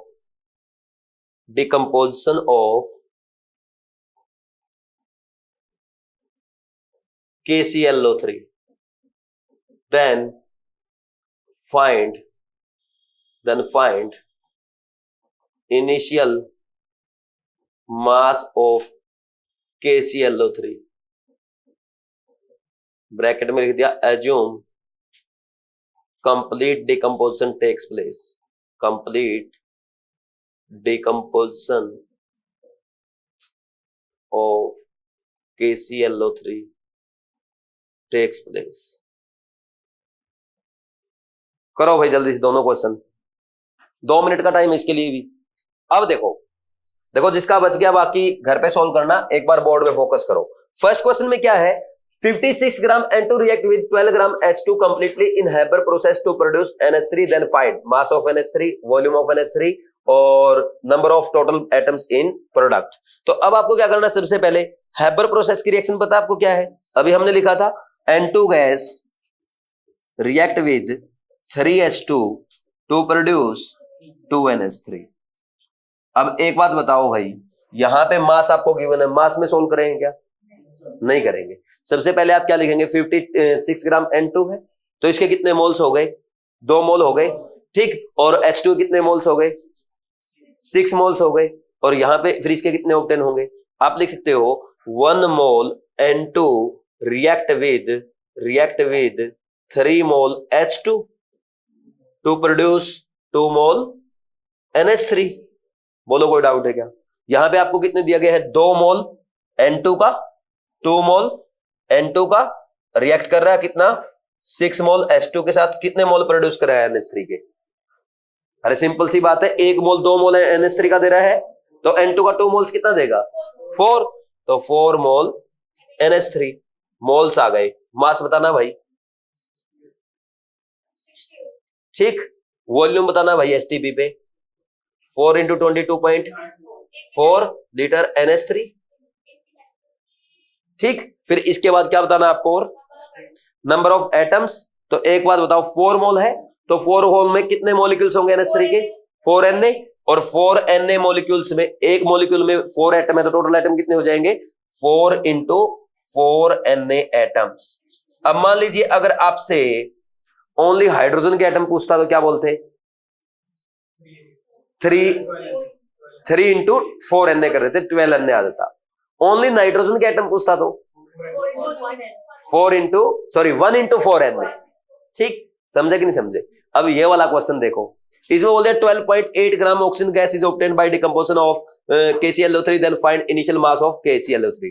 bracket में लिखा assume complete decomposition of KClO3 takes place। तो कैसे सोल्व करेंगे भाई? सबसे पहले आपको रिएक्शन लिखनी होगी। KClO3 का जब आप डिकम्पोजिशन करते हैं तो ऐसे डिकम्पोज करेंगे 3/2O2। एक तो मेथड ये है, अगर आप 3/2 नहीं लिखना चाहते यहां पे 2 लिख लो, 2 से मल्टीप्लाई कर दो, या यही रखना तो यही कर लो। ठीक, तो आप क्या लिखेंगे? 3/2 moles O2 is produced by decomposition of 1 mole KClO3, यही तो लिखोगे। और फिर आप क्या लिखोगे? 2/3 mole of O2 is produced by, बोलो, सॉरी 1 मोल आएगा ना यहां पे, 1 mole of O2 is produced by 2/3 mole KClO3। इसमें तो कोई डाउट नहीं, यूनिटरी मेथड है। फिर यहां पे ऑक्सीजन का मास कितना दिया गया है? 12.8, तो आप लिखेंगे 12.8 divide by 32, that is equal to कितना आया? बोलो, है 0.4 mole of O2 is produced by 2/3 into 0.4, that is 0.8/3 mole of KClO3। बस यही आपको करना है। मास बता दो, 0.8/3 multiply by 0.8/3 multiply by molar mass कितना होगा KClO3 का? पोटेशियम का होता है भाई, पोटेशियम का होता है 39, पोटेशियम का 39। देखो पोटेशियम KClO3 ऐसे कर दो, इसका 39 प्लस इसका होता 35.5 और ये 48 हो जाएगा। कितना आया? 122.5 ग्राम, ये आ जाएगा। कर लेंगे भाई, 16 आगे करना है तो बोलो, कोई डाउट है क्या? समझ आया कि नहीं? ठीक, ये कैलकुलेशन में जो छोड़ रहा हूं ना, आप घर पे किया करो, क्योंकि आप बोलते ना सर हमारी कैलकुलेशन वीक है, तो ऐसी छोटी छोटी कैलकुलेशन भी करोगे ना, आपको इंटरेस्ट आने लग जाएगा। समझे कि नहीं समझे? इसको लिखो, फिर आगे बढ़ते हैं। नेक्स्ट करो भाई, find mass and volume of CO2, mass and volume of CO2 obtained at STP, mass and volume of CO2 obtained at STP by complete decomposition of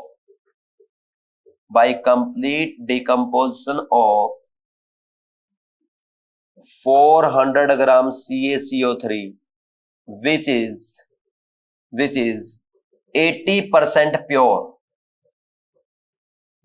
समझे? इस बार प्योरिटी आ गई क्वेश्चन में। कर लेंगे भाई। पहले आपको पता क्या करना है? बताऊं क्या? ये क्वेश्चन बताऊं क्या करना है भाई? देखो, उसने बोला 80% प्योर है, यानी कैल्शियम कार्बोनेट जो आपने लिया है ना, अगर 100 ग्राम है तो उसमें से 80 ग्राम ही काम का है, बाकी तो उसमें क्या है? कचरा है, इंप्योरिटी है, उससे CO2 नहीं आएगी। 100 ग्राम अगर टोटल आपने CaCO3 लिया है, उसमें 20 ग्राम तो क्या है? फालतू है, कचरा है। ये मान लो मिट्टी है, मिट्टी से CO2 थोड़ी आएगी। CO2 तो किससे ऑब्टेन होगी? जब कैल्शियम कार्बोनेट को डिकम्पोज करोगे, यानी 80 ग्राम से ही मिलेगी। तो अगर आप 80% 400 का लेंगे, कितना आएगा? 320 ग्राम CaCO3। उसके मोल्स फाइंड आउट कर दो, फिर तो आपको कैलकुलेशन करनी आती है।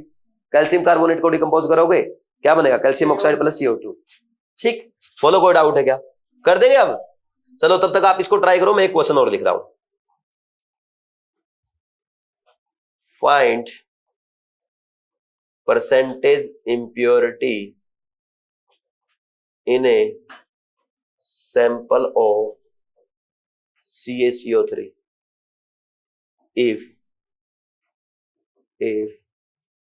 if 200 gram of this sample produce 22 grams CO2 on complete decomposition। उसमें क्या दिया गया है आपको? उसमें परसेंटेज प्योरिटी दी गई है, और इसमें पूछी गई है क्या? Percentage impurity. अगर आपको परसेंटेज प्योरिटी पता चल जाए तो इंप्योरिटी भी बता सकते हो। समझे कि नहीं समझे? बोलो भाई, कोई डाउट है क्या? तो दोनों क्वेश्चन जल्दी से ट्राई करो, 1 मिनट में फिर मैं एक्सप्लेन करूंगा। देखो, फर्स्ट क्वेश्चन को कैसे करेंगे भाई? यहां पे आपको पता है जो 400 ग्राम CaCO3 दिया गया है, ये प्योर नहीं है, इसमें ओनली 80% प्योर है, यानी 20% तो क्या है? इंप्योरिटी है। वो तो आपके काम की नहीं है ना भाई। हमारे काम में क्या है? कैल्शियम कार्बोनेट, उसी के डिकम्पोजिशन से क्या मिलेगा? CO2 मिलेगा या इंप्योरिटी से भी मिलेगा, ओनली कैल्शियम कार्बोनेट से मिलेगा। तो आप क्या बोलेंगे भाई, यहां पे 80% ऑफ 400 ग्राम CaCO3 का मतलब क्या है, बोलो क्या लिख देंगे, 80 डिवाइड बाई 100 इंटू 400 कितना आया, 320 ग्राम CaCO3। क्या है भाई ये है आपका प्योर जो हमारे काम का है। और इसको क्या लिख सकते हो, अरे बोलो 320 divide by 100 that is equal to 3.2 mole of CaCO3। यही आपके काम के हैं। बोलो इसमें कोई डाउट है क्या, अब तो हो जाएगा क्वेश्चन सोल्व। भाई CaCO3 को जब आप डिकम्पोज करेंगे, 1 मोल तो मिलेगा कैल्शियम ऑक्साइड का और 1 मोल मिलेगा CO2 का। तो यहां पे लिख सकते हैं 1 मोल CaCO3 on decomposition produce 1 mole CO2। ठीक, फिर आप लिखेंगे 3.2 मोल CaCO3 प्रोड्यूस 3.2 मोल CO2। बोलो कोई डाउट है क्या। अब इसका मास बताएंगे या मैं बताऊं, 3.2 मल्टीप्लाई बाई 44 कितना आ जाएगा भाई, 144.8 ग्राम। ठीक, 140, चलो भाई अच्छी बात है, कैलकुलेशन कर रहे हो, लो ठीक। और वॉल्यूम कितना आएगा, 3.2 मल्टीप्लाई बाई 40 22.4 लीटर, 22 कितना आ गया ये भी बता दो, 69.68। आपकी दोनों मिस्टेक आ रही है यार, मेरा और करवाओगे, बेइज्जती कराओगे क्या मेरा, हर बार गलत बोल रहा है यार, और क्या। और सबसे पहले वैसे बोल रहा है, क्या हो गया, आपकी भी कंसंट्रेशन नहीं बन रही क्या आज। कितना आया, 71.68 लीटर। ठीक है भाई, कैसे कैलकुलेट करते हो, भाई यही तो मैंने बोला, देखो आ रही है ना, मैंने क्या बोला था आपको, 3 डिजिट ऊपर 2 डिजिट नीचे, ऐसे कैलकुलेशन करो। जिसको फिजिकल और फिजिक्स स्ट्रॉन्ग करनी है, आपके 11 to 30 तक टेबल लिखे, ठीक। उसके अलावा और क्या करना है, 1 से 25 तक स्क्वायर लिखे, 1 से 15 तक क्यूब, और ऊपर 3 डिजिट नीचे 2, या नीचे ज्यादा से ज्यादा 3, ऐसी 5 कैलकुलेशन करें जो 3rd क्लास में करते थे। फिर देखना आपकी कैलकुलेशन और साथ में कंसंट्रेशन लेवल, ठीक है ना। अब ये क्वेश्चन करो, इसमें आपको इंप्योरिटी फाइंड आउट करनी है, ठीक है ना। तो अब आप क्या लिखेंगे भाई, बोलो कैसे करेंगे। यहां पे आप देखो 22 ग्राम CO2 ऑब्टेन्ड हुआ है, तो अगर हम रिएक्शन लिखे CaCO3 on decomposition give calcium oxide plus CO2, ये होगा। अब क्वेश्चन में इसने बोला find percentage impurity in a sample of CaCO3 if 200 gram of this sample produce 22 gram CO2 on complete decomposition. तो 22 ग्राम CO2 का मतलब क्या है, 0.5 मोल CO2 मिला। तो इस रिएक्शन में आप लिखेंगे 1 मोल CO2 is obtained by decomposition of 1 mole CaCO3, ये लिख सकते हैं ना, अरे बोलो। और यहां पे 22.44 that is 0.5 mole CO2 is obtained by decomposition of, क्या लिख देंगे, 0.5 मोल CaCO3। बोलो इसमें कोई डाउट है क्या, ठीक। और 0.5 मोल CaCO3 का मतलब क्या है, 0.5 into 100 that is equal to 50 gram CaCO3। यानी जो आपने सैंपल लिया था ना, उसमें ओनली कितना प्योर है, 50 ग्राम है ना। अरे जितना प्योर होगा उसी CO2 मिलेगा अपने को, तो कितना प्योर हुआ, 50 ग्राम। तो आप यहां पे लिखेंगे प्योर CaCO3 कितना है भाई, 50 ग्राम। टोटल मास कितना है, 100 ग्राम है, 200 ग्राम है। तो इंप्योर CaCO3 कितना आएगा, impure CaCO3 200 minus 50 that is equal to 150 gram. अब आपको बताना कि परसेंटेज इंप्योरिटी कितनी है, तो बता दो भाई, क्या करोगे, इंप्योर CaCO3 का जितना मास है उसको टोटल मास से डिवाइड करके 100 से मल्टीप्लाई कर दो। परसेंटेज इंप्योरिटी कितनी आई, 150 divide by 200 multiply by 100 that is equal to 75%। किस किस का ठीक था, वेरी गुड, है ना इजी। अब देखो आपसे पूछा है परसेंटेज प्योरिटी कितनी है, 50 डिवाइड बाई 200 इंटू 100 25% आ जाएगा, ठीक है ना। करो जल्दी से, फिर एक क्वेश्चन और करेंगे, नीट का पूछा हुआ क्वेश्चन है लास्ट ईयर का, कराऊं? नेक्स्ट क्वेश्चन लिखो, ये मेरे हाथ में नीट 2022 का पेपर है, तो नीट 2022 में एक क्वेश्चन आया था इसी पैटर्न का, वो मैं आपको करवा देता हूं। तो इसमें लिखो what mass of 95% pure CaCO3 will be required to neutralize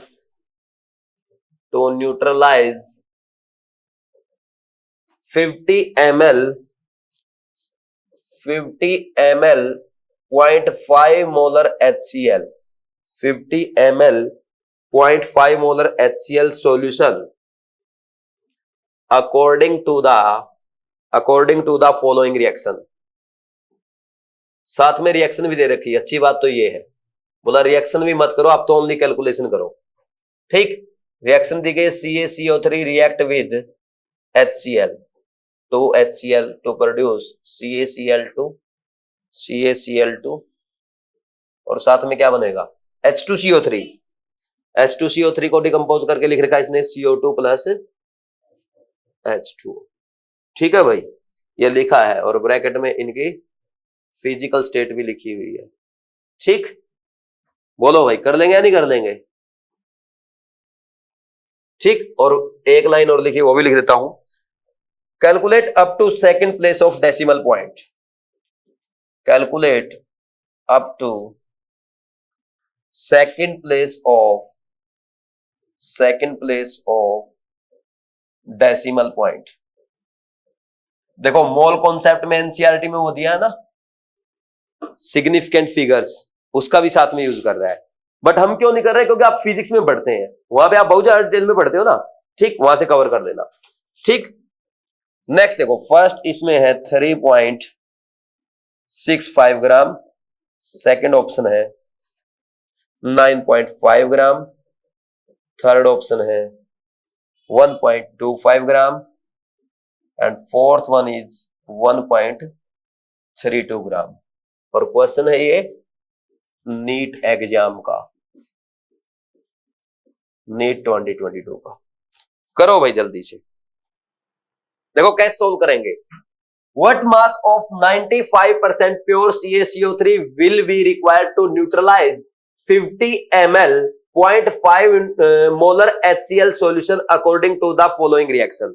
ये क्वेश्चन अपने को सोल्व करना है। तो सबसे पहले आप क्या करेंगे भाई, number of moles of HCl find out कर लो। तो number of moles of HCl किसके बुलाएंगे, मोलरिटी इनटू वॉल्यूम, ऐसा करेंगे। तो मोलरिटी कितना है 0.5 है, नॉर्मलिटी कितना है 50 ml, तो ये कितना आ जाएगा 0.05, क्या 0.05 से मल्टीप्लाई करेंगे ना, वॉल्यूम की बात कर रहा हूं। तो ये कितना आया भाई आपका 0.025 मोल्स आ गए HCl के।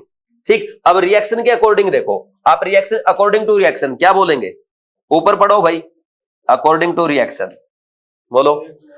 2 मोल HCl इज न्यूट्रलाइज्ड बाई क्या लिखा आपने, कितना 1 मोल CaCO3। ठीक, अब आप लिखेंगे 1 मोल HCl is neutralised by 1/2 mole CaCO3। ठीक, अब आपको क्या लिखना है 0.025 मोल HCl इज न्यूट्रलाइज्ड बाई, बोलो भाई क्या आ जाएगा 1/2 इंटू 0.025 मोल CaCO3। इसमें किसी को कोई डाउट है तो बोलो यहां तक, बोलो भाई। अब यहां से आप मास फाइंड आउट कर सकते हैं, मोल्स आ गए, क्या करेंगे सिंपल 100 से मल्टीप्लाई कर दो। CaCO3 का मास कितना है 100 है ना, तो मल्टीप्लाई करो, कितना आया है 12.5 आएगा पक्का। देखो 12.5 आएगा या 1.25 ग्राम आएगा, 1.25 ग्राम आएगा। तो आंसर कौन सा आ गया, थर्ड आ जाएगा। बोलो किस किस का आ गया था आपका आज गलत आ रहा है, आप एक काम करना, आज घर जाके दोबारा करना सारे क्वेश्चन, आपके सारे रॉन्ग आ रहे हैं आज, कोई बात नहीं। 1.25 किस किस का आ गया? 1.32 ग्राम आएगा। अरे भाई 1.25 तो चाहिए आपको, बट जो सैंपल दिया गया है वो 95% प्योर है। उसका मतलब ये है कि अगर आप 100 ग्राम CaCO3 लेंगे उसमें से काम का कितना है?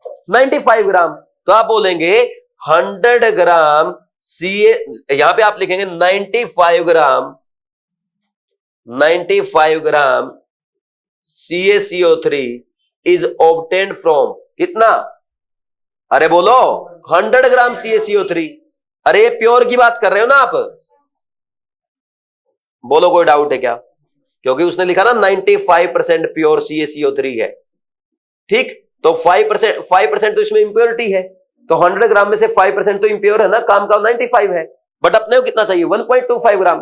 तो 1 ग्राम CaCO3 ऑब्टेन होगा 100 बाई 95 ग्राम CaCO3 से, और 1.25 ग्राम ऑब्टेन होगा 100 by 95 multiply by 1.25 gram CaCO3।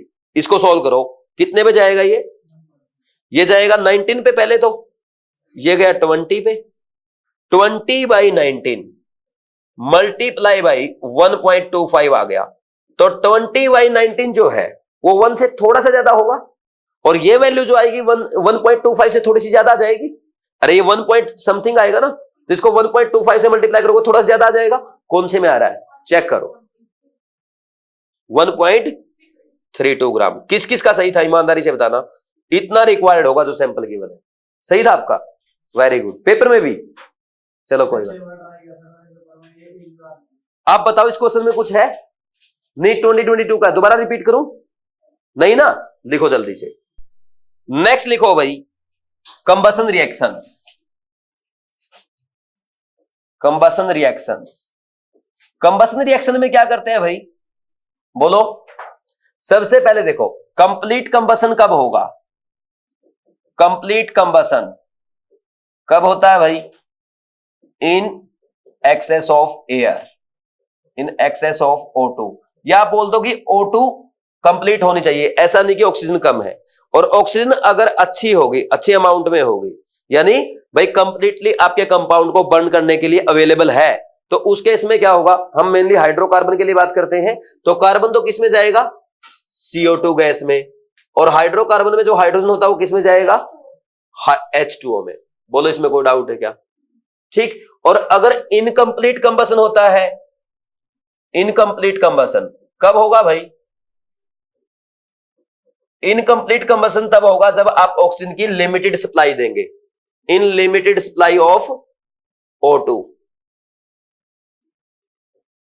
ठीक है भाई?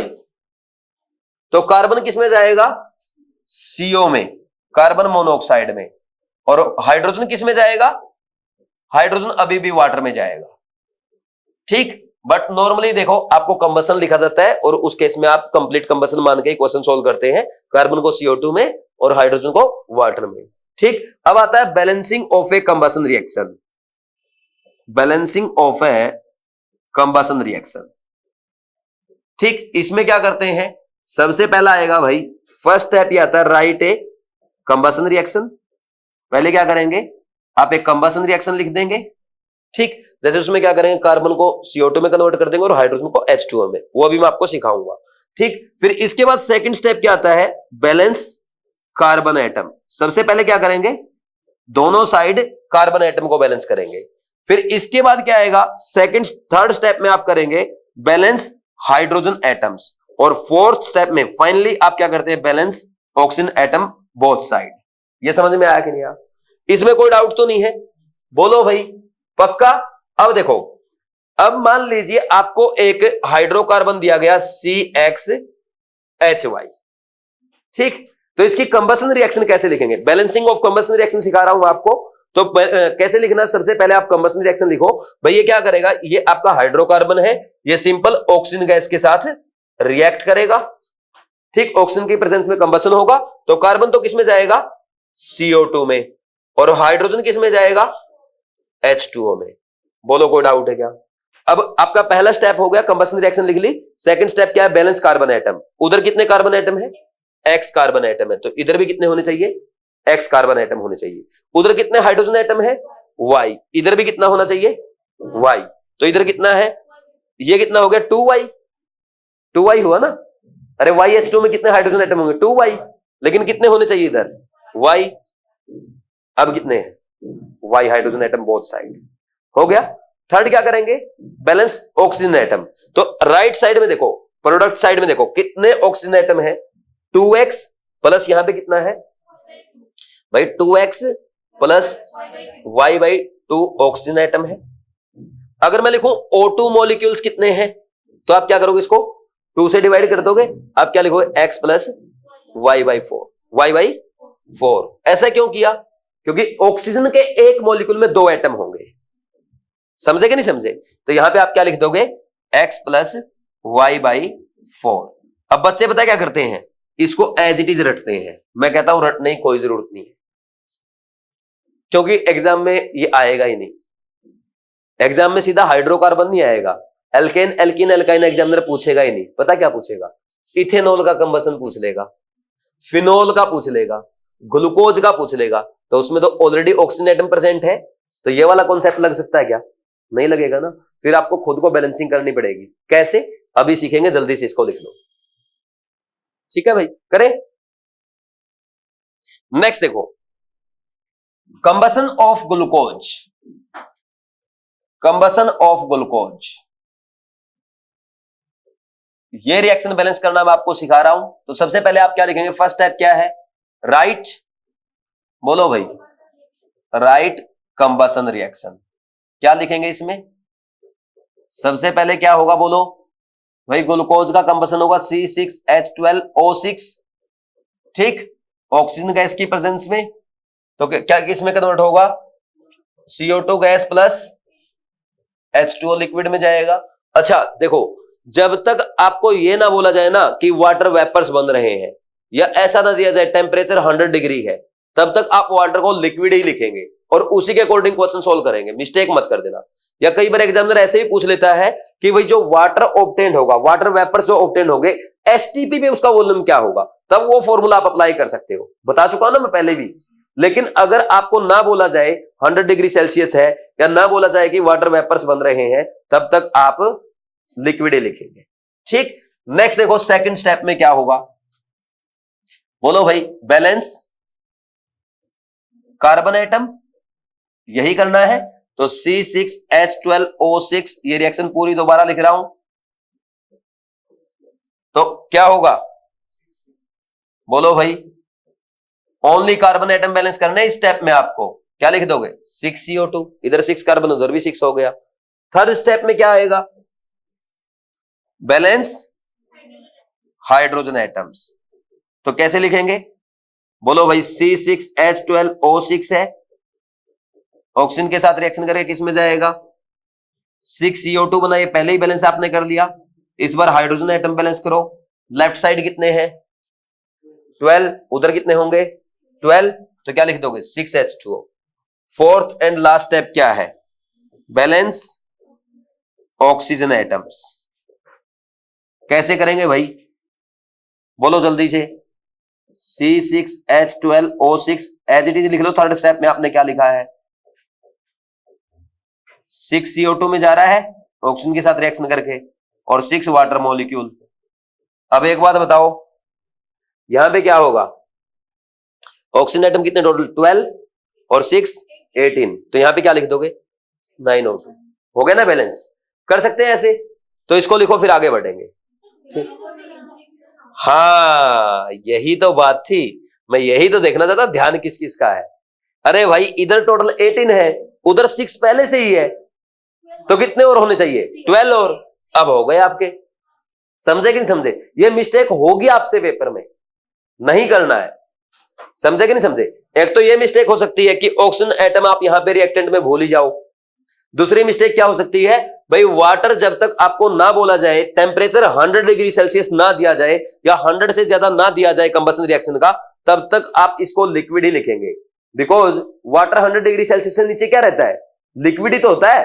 100 डिग्री सेल्सियस है, उससे अबव 180 एम पे क्या हो जाता है, वेपर फॉर्म में आ जाता है, ठीक। या वो लिख के दे दे कि वहां पे वाटर वेपर्स बन रहे हैं, स्टीम फॉर्म हो रही है, तब उस केस में आप यहां पे H2O गैसियस लिखेंगे। समझ आया कि नहीं आप? तो ये दो मिस्टेक इन रिएक्शन में होती है, वो मैंने आपको बता दिया, आप अपनी लैंग्वेज में नोट कर सकते हैं। दिखा भाई, एक क्वेश्चन कर ले अब लास्ट। नेक्स्ट देखो, for the combustion of following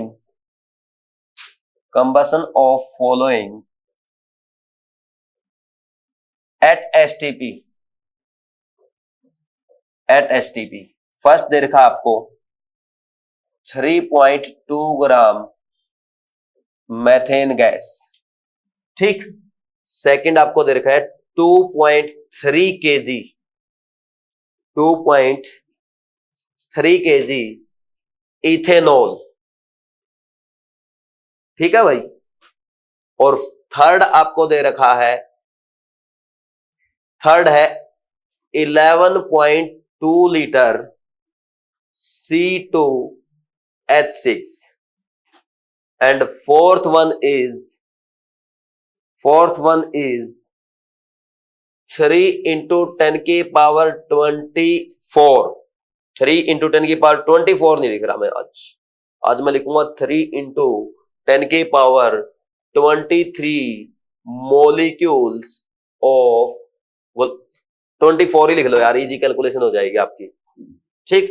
molecules of benzene, करो भाई, ये लिखा। अब क्वेश्चन क्या है, अभी क्वेश्चन स्टार्ट नहीं हुआ, ठीक। अब इसमें मैं लिखूंगा फाइंड, पहला आपके लिए है first mass and volume of O2 required, ठीक है भाई। बी आपके लिए है mass and volume of CO2 obtained. STP पे बात कर रहे हैं, ऊपर ही लिख दिया मैंने, है ना। सी ऑप्शन आपके लिए है mass and volume of H2O obtained. कर सकते या नहीं कर सकते? अब देखो ये क्वेश्चन कितने हो गए, ध्यान से सुनना मेरी बात। ये 4 है, 4 कंपाउंड का कंबसन दिया गया है, उनपे 3 क्वेश्चन है और हर क्वेश्चन के 2 पार्ट है, mass and volume find out करना। 3 दूनी 6, 6 चौका 24, 24 क्वेश्चन हो गए। नहीं समझे? अब मैं आपको एक कराऊंगा इनमें से, आप मुझे बताओ कौन से वाला कराऊं। देखो इथेनॉल का कंबसन आप सीख सकते हैं, जैसे ग्लूकोज का लिखा वैसे ही करना, कर लोगे। बेंजीन वाला करा दूं या कोई और कराऊं? बेंजीन वाला ही करा देता हूं, ठीक। बेंजीन की रिएक्शन देखो कैसे होगी, C6H6 O2 के साथ रिएक्शन करेगा, क्या बनेगा? CO2 बनेगा और वाटर वेपर्स बनेंगे। वाटर वेपर्स नहीं बनेगा भाई, लिक्विड दिखेंगे, ठीक। अब बैलेंसिंग करो, सबसे पहले कार्बन एटम बैलेंस करे 6CO2 और हाइड्रोजन यहां पे 3H2, हो गया दोनों बैलेंस। ऑक्सीजन कितने आएंगे? 6 2 12 और 3 15, यानी 15/2O2। कोई डाउट नहीं है? अब देखो यहां पे जो आपको ये दिया गया है बेंजीन, इसके नंबर ऑफ मोल्स आप फाइंड आउट कर सकते हैं, 3 into 10 की पावर 24 डिवाइड बाई 6 into 10 की power 23, that is equal to कितना आया? 5 मोल आया कि नहीं आया? तो अब आप क्या बोलेंगे? अब रिएक्शन देखो, अब कुछ भी नहीं है, अब सिंपल मोल कॉन्सेप्ट है। 1 mole of benzene will give 1 mole, यहां पे आप लिखोगे 1 मोल बेंजीन रिएक्ट विद कितना? रिएक्ट विद, या ये लिख लो combustion of 1 mole benzene takes place in presence of कितना? 15/2 मोल O2, 15/2 मोल O2। और हमारे पास कितने बेंजीन है? 5 मोल बेंजीन है। बोलो 15/2 इंटू कितना आ जाएगा? 5, दैट इज इक्वल टू, बोलो कितना आया? कितने मोल O2 आ गया? 75/2। Very good. अब आपको क्या बताना था? इसका मास 15/2 मल्टीप्लाई बाई 15 इंटू कितना होता है बेंजीन का मास? 78 ग्राम। वॉल्यूम बताना, कैलकुलेशन आप करोगे। आजकल मैं ये इजी कैलकुलेशन इसलिए छोड़ रहा हूं ताकि आप घर पे करो। O2 का मास लिखना, क्या बेंजीन का लिख दिया? Very good, thank you. सही बात है भाई, O2 का लिखना, यहां किसका लिख रहे हो? 32। यहां पे क्या लिखोगे? 15 इंटू कितना? अरे 15 क्यों लिख रहा हूं मैं, 5 आएगा। आज कंसंट्रेशन नहीं बन रही आपकी तरह। ठीक, 22.4 कर सकते हैं नहीं कर सकते? सिमिलरली आप यहां पे लिख दोगे भाई 1 mole combustion of 1 mole benzene will produce कितने मोल CO2? 6 मोल CO2। अब एक बात बताओ भाई, यहां पे आप क्या करोगे? 5 mole combustion of 5 mole benzene will produce 5 into 6 that is equal to 30 mole CO2। अब मुझे इसका मास नहीं फाइंड आउट करना आता, 30 into 44 ग्राम CO2 आ जाएगा। वॉल्यूम कितना आ जाएगा? 30 into 22.4 लीटर CO2। ठीक, नेक्स्ट करो, आप लिखोगे 1 मोल बेंजीन विल प्रोड्यूस कितना वाटर? 3 mole water. ठीक, और फिर क्या लिखना है? 5 mole benzene will produce 3 into 5 that is equal to 15 mole water. और फिर आप क्या लिखोगे? 15 into 18 ग्राम वाटर मास आ गया। वॉल्यूम क्या करोगे? 15 मल्टीप्लाई बाई 22.4। बोलो भाई, इसमें किसी को कोई डाउट है क्या? समझ आया कि नहीं आया? आप यहां पे लिख दोगे 15 into 22.4 लीटर वाटर। और अब इधर देखो, सही है ये? वाटर लिक्विड है।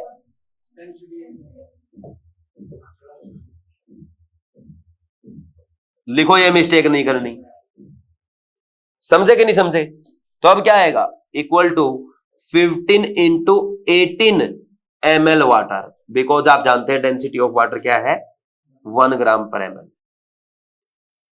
बोलो, कोई डाउट है क्या? कर लेंगे भाई ऐसे क्वेश्चन सॉल्व। ठीक, तो ये आपको लिखना है। ठीक है भाई, तो आज के लिए इतना काफी है। 1-2 क्वेश्चन और कराने थे, बाकी नेक्स्ट लेक्चर में ही करेंगे। ठीक, लिखा सबने? आगे बढ़े। अब मेरी बात सुनो, अब लो भाई फोटो लो, मेरा मत लेना। देखो, अब एक क्वेश्चन इस पैटर्न का आता है भाई, अगर एयर की वॉल्यूम आपसे पूछी जाए तो वहां पे लिख देता है एयर में 20% ऑक्सीजन है। तो आप पता क्या करेंगे? पहले ऑक्सीजन की वॉल्यूम, ऑक्सीजन का मास फाइंड आउट कर लेंगे, मतलब ऑक्सीजन के मोल्स फाइंड आउट कर लेंगे। तो ऑक्सीजन के मोल से आप ऑक्सीजन का वॉल्यूम फाइंड आउट कर लेंगे एसटीपी पे। ठीक, तो जैसे मान लीजिए 5 लीटर ऑक्सीजन रिक्वायर्ड है, तो उस केस में फिर आप क्या करेंगे?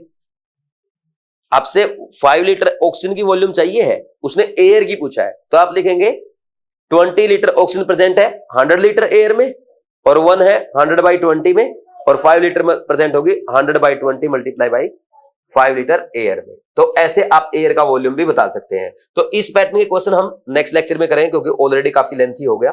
ठीक है भाई, अब क्या करना है? रिवीजन करना है। बोलो भाई, करें रिवीजन स्टार्ट। तो सबसे पहले आज हमने क्या पढ़ा? आते ही क्वेश्चंस किए थे, फिर उसके बाद नेक्स्ट क्या किया? एक क्वेश्चन किया था वो टेम्परेचर डिपेंडेंस वाला। भाई, जिस भी कंसंट्रेशन टर्म में वॉल्यूम आ जाए वो टेम्परेचर पे डिपेंड करेगी, और जिसमें वॉल्यूम नहीं आएगा वो टेम्परेचर पे डिपेंड नहीं करेगी। अब आपको बोलना मेरे साथ साथ, मोलरिटी डिपेंड करेगी टेम्परेचर पे? करेगी, यस। और नॉर्मलिटी करेगी, टेम्परेचर डिपेंडेंट है। फिर इसके बाद मोल फ्रैक्शन टेम्परेचर इंडिपेंडेंट है, और मोलरिटी टेम्परेचर इंडिपेंडेंट है। फिर इसके बाद आपसे मैं पूछूं स्ट्रेंथ, करेगा, टेम्परेचर डिपेंडेंट है। फिर मैं आपसे पूछता हूं फॉर्मेलिटी, ये भी टेम्परेचर डिपेंडेंट है। और अगर बात की जाए weight by weight percent, temperature independent है। Weight by volume percent, temperature dependent है। Volume by volume percent, temperature dependent है। बोलो, कोई डाउट है क्या? अब आपको ये भी डाउट आ सकता है घर पे कि सर वॉल्यूम बाई वॉल्यूम हो तो रेशो कैंसिल हो जाएगा, टेम्परेचर डिपेंडेंट नहीं होना चाहिए। आएगा ना दिमाग में? बट देखो, जब आप टेम्परेचर चेंज करेंगे ना, तो जो वॉल्यूम एक्सपांड होगा या कंप्रेस होगा, तो सोल्यूट का अलग होगा, सॉल्यूशन का अलग होगा, क्योंकि सोल्यूट और सॉल्यूशन अलग चीज है ना। समझे कि नहीं समझे? तो इसलिए उसमें भी थोड़ा बहुत चेंज आएगा, तो इसलिए आप क्या बोल देंगे? वो भी टेम्परेचर डिपेंडेंट है। फिर इसके बाद आपने पढ़ा volume strength of H2O2। It is defined as volume of O2 obtained by decomposition of 1 liter H2O2 at STP। फिर हमने इसकी रिलेशन फाइंड आउट की थी वॉल्यूम स्ट्रेंथ की और किसकी? Molarity, normality, strength and weight by volume percent. तो सबसे पहले मोलरिटी कितना आया था? X/11.2, है ना, ये मोलरिटी का फॉर्मूला। नॉर्मलिटी क्या होता है, मोलरिटी इंटू एन फैक्टर इसका कितना है 2, तो normality is equal to x by 5.6। फिर इसके बाद स्ट्रेंथ कितना था, x बाई 5.6 इंटू 17 ग्राम पर लीटर, और वेट बाई वॉल्यूम परसेंट कितना था, x by 5.6 into 17 divide by 10%। कर लेंगे भाई। फिर नेक्स्ट हमने क्या पढ़ा, अच्छा उसमें मैंने बताया था जो स्ट्रक्चर वगैरह है, रिएक्शन वगैरह है, ये हम कहां में पढ़ेंगे, हाइड्रोजन में पढ़ेंगे। नेक्स्ट क्या पढ़ा, जल्दी बोलो, बैलेंसिंग ऑफ ए रिएक्शन। ठीक, तो हमने पढ़ा था भाई बैलेंस कैसे करेंगे, एटम कंजर्वेशन से करते हैं, यानी लेफ्ट साइड में जितने एक पार्टिकुलर एलिमेंट के एटम्स है उतने ही राइट साइड में होने चाहिए, और वो आपने सीखा भी था। फिर इसके बाद क्या पढ़ा है, क्वेश्चंस किए थे, और फिर नेक्स्ट आपने पढ़ा है कंबशन रिएक्शन। कंबशन रिएक्शन में क्या होगा, कंप्लीट कंबशन होता है भाई एयर की प्रेजेंस में, एक्सेस ऑफ एयर जब आपको गिवन है या O2 गिवन है, ठीक, तो उस केस में कार्बन जाएगा CO2 में, हाइड्रोजन जाएगा वाटर में। और अगर लिमिटेड सप्लाई दी जाए ऑक्सीजन की तो हाइड्रोजन तो वाटर में ही जाएगा, बट कार्बन मोनोऑक्साइड में। और जनरली क्वेश्चन कैसे सोल्व कराए जाते हैं आपसे, कंप्लीट कंबशन के। ठीक, तो अब बैलेंसिंग ऑफ रिएक्शन आपने सीखा था कंबशन में कैसे करते हैं। सबसे पहले कंबशन रिएक्शन लिखेंगे, कार्बन को CO2 में और हाइड्रोजन को H2O में।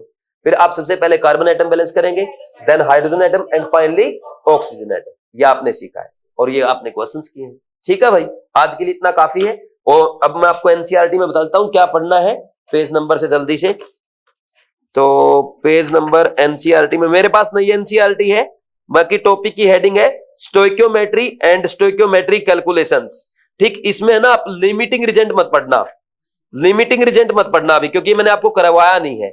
ठीक, और ये बैलेंसिंग ऑफ ए रिएक्शन ये मैंने आपको सिखा दिया, ये आप कर सकते हो। ठीक है, एक काम करो आज पढ़ो ही मत एनसीईआरटी, क्योंकि कल आपका लिमिटिंग रिजेंट भी हो जाएगा। अब इसमें एक पैसेज का क्या ही पढ़ोगे यार, ठीक, कल ही पढ़ लेना। एक ही पेज बचा एनसीईआरटी में पढ़ना, वो कल पढ़ लेना। बाकी आपका देखो जो कंसंट्रेशन टर्म है जो एनसीईआरटी में वो ऑलरेडी पूरी हो चुकी थी, दोबारा से एनसीईआरटी पढ़ना चाहते हो पढ़ सकते हो, बाकी कंप्लीट हो गया। ठीक, एक पेज बचा जो आपको एनसीईआरटी में पढ़ना है, लिमिटिंग रिजेंट वाला और स्टोइकियोमेट्री कैलकुलेशन वाला, वो आपका कल हो जाएगा। ठीक, कल पढ़ लेना, एक ही पेज है यार। ठीक है भाई, थैंक यू।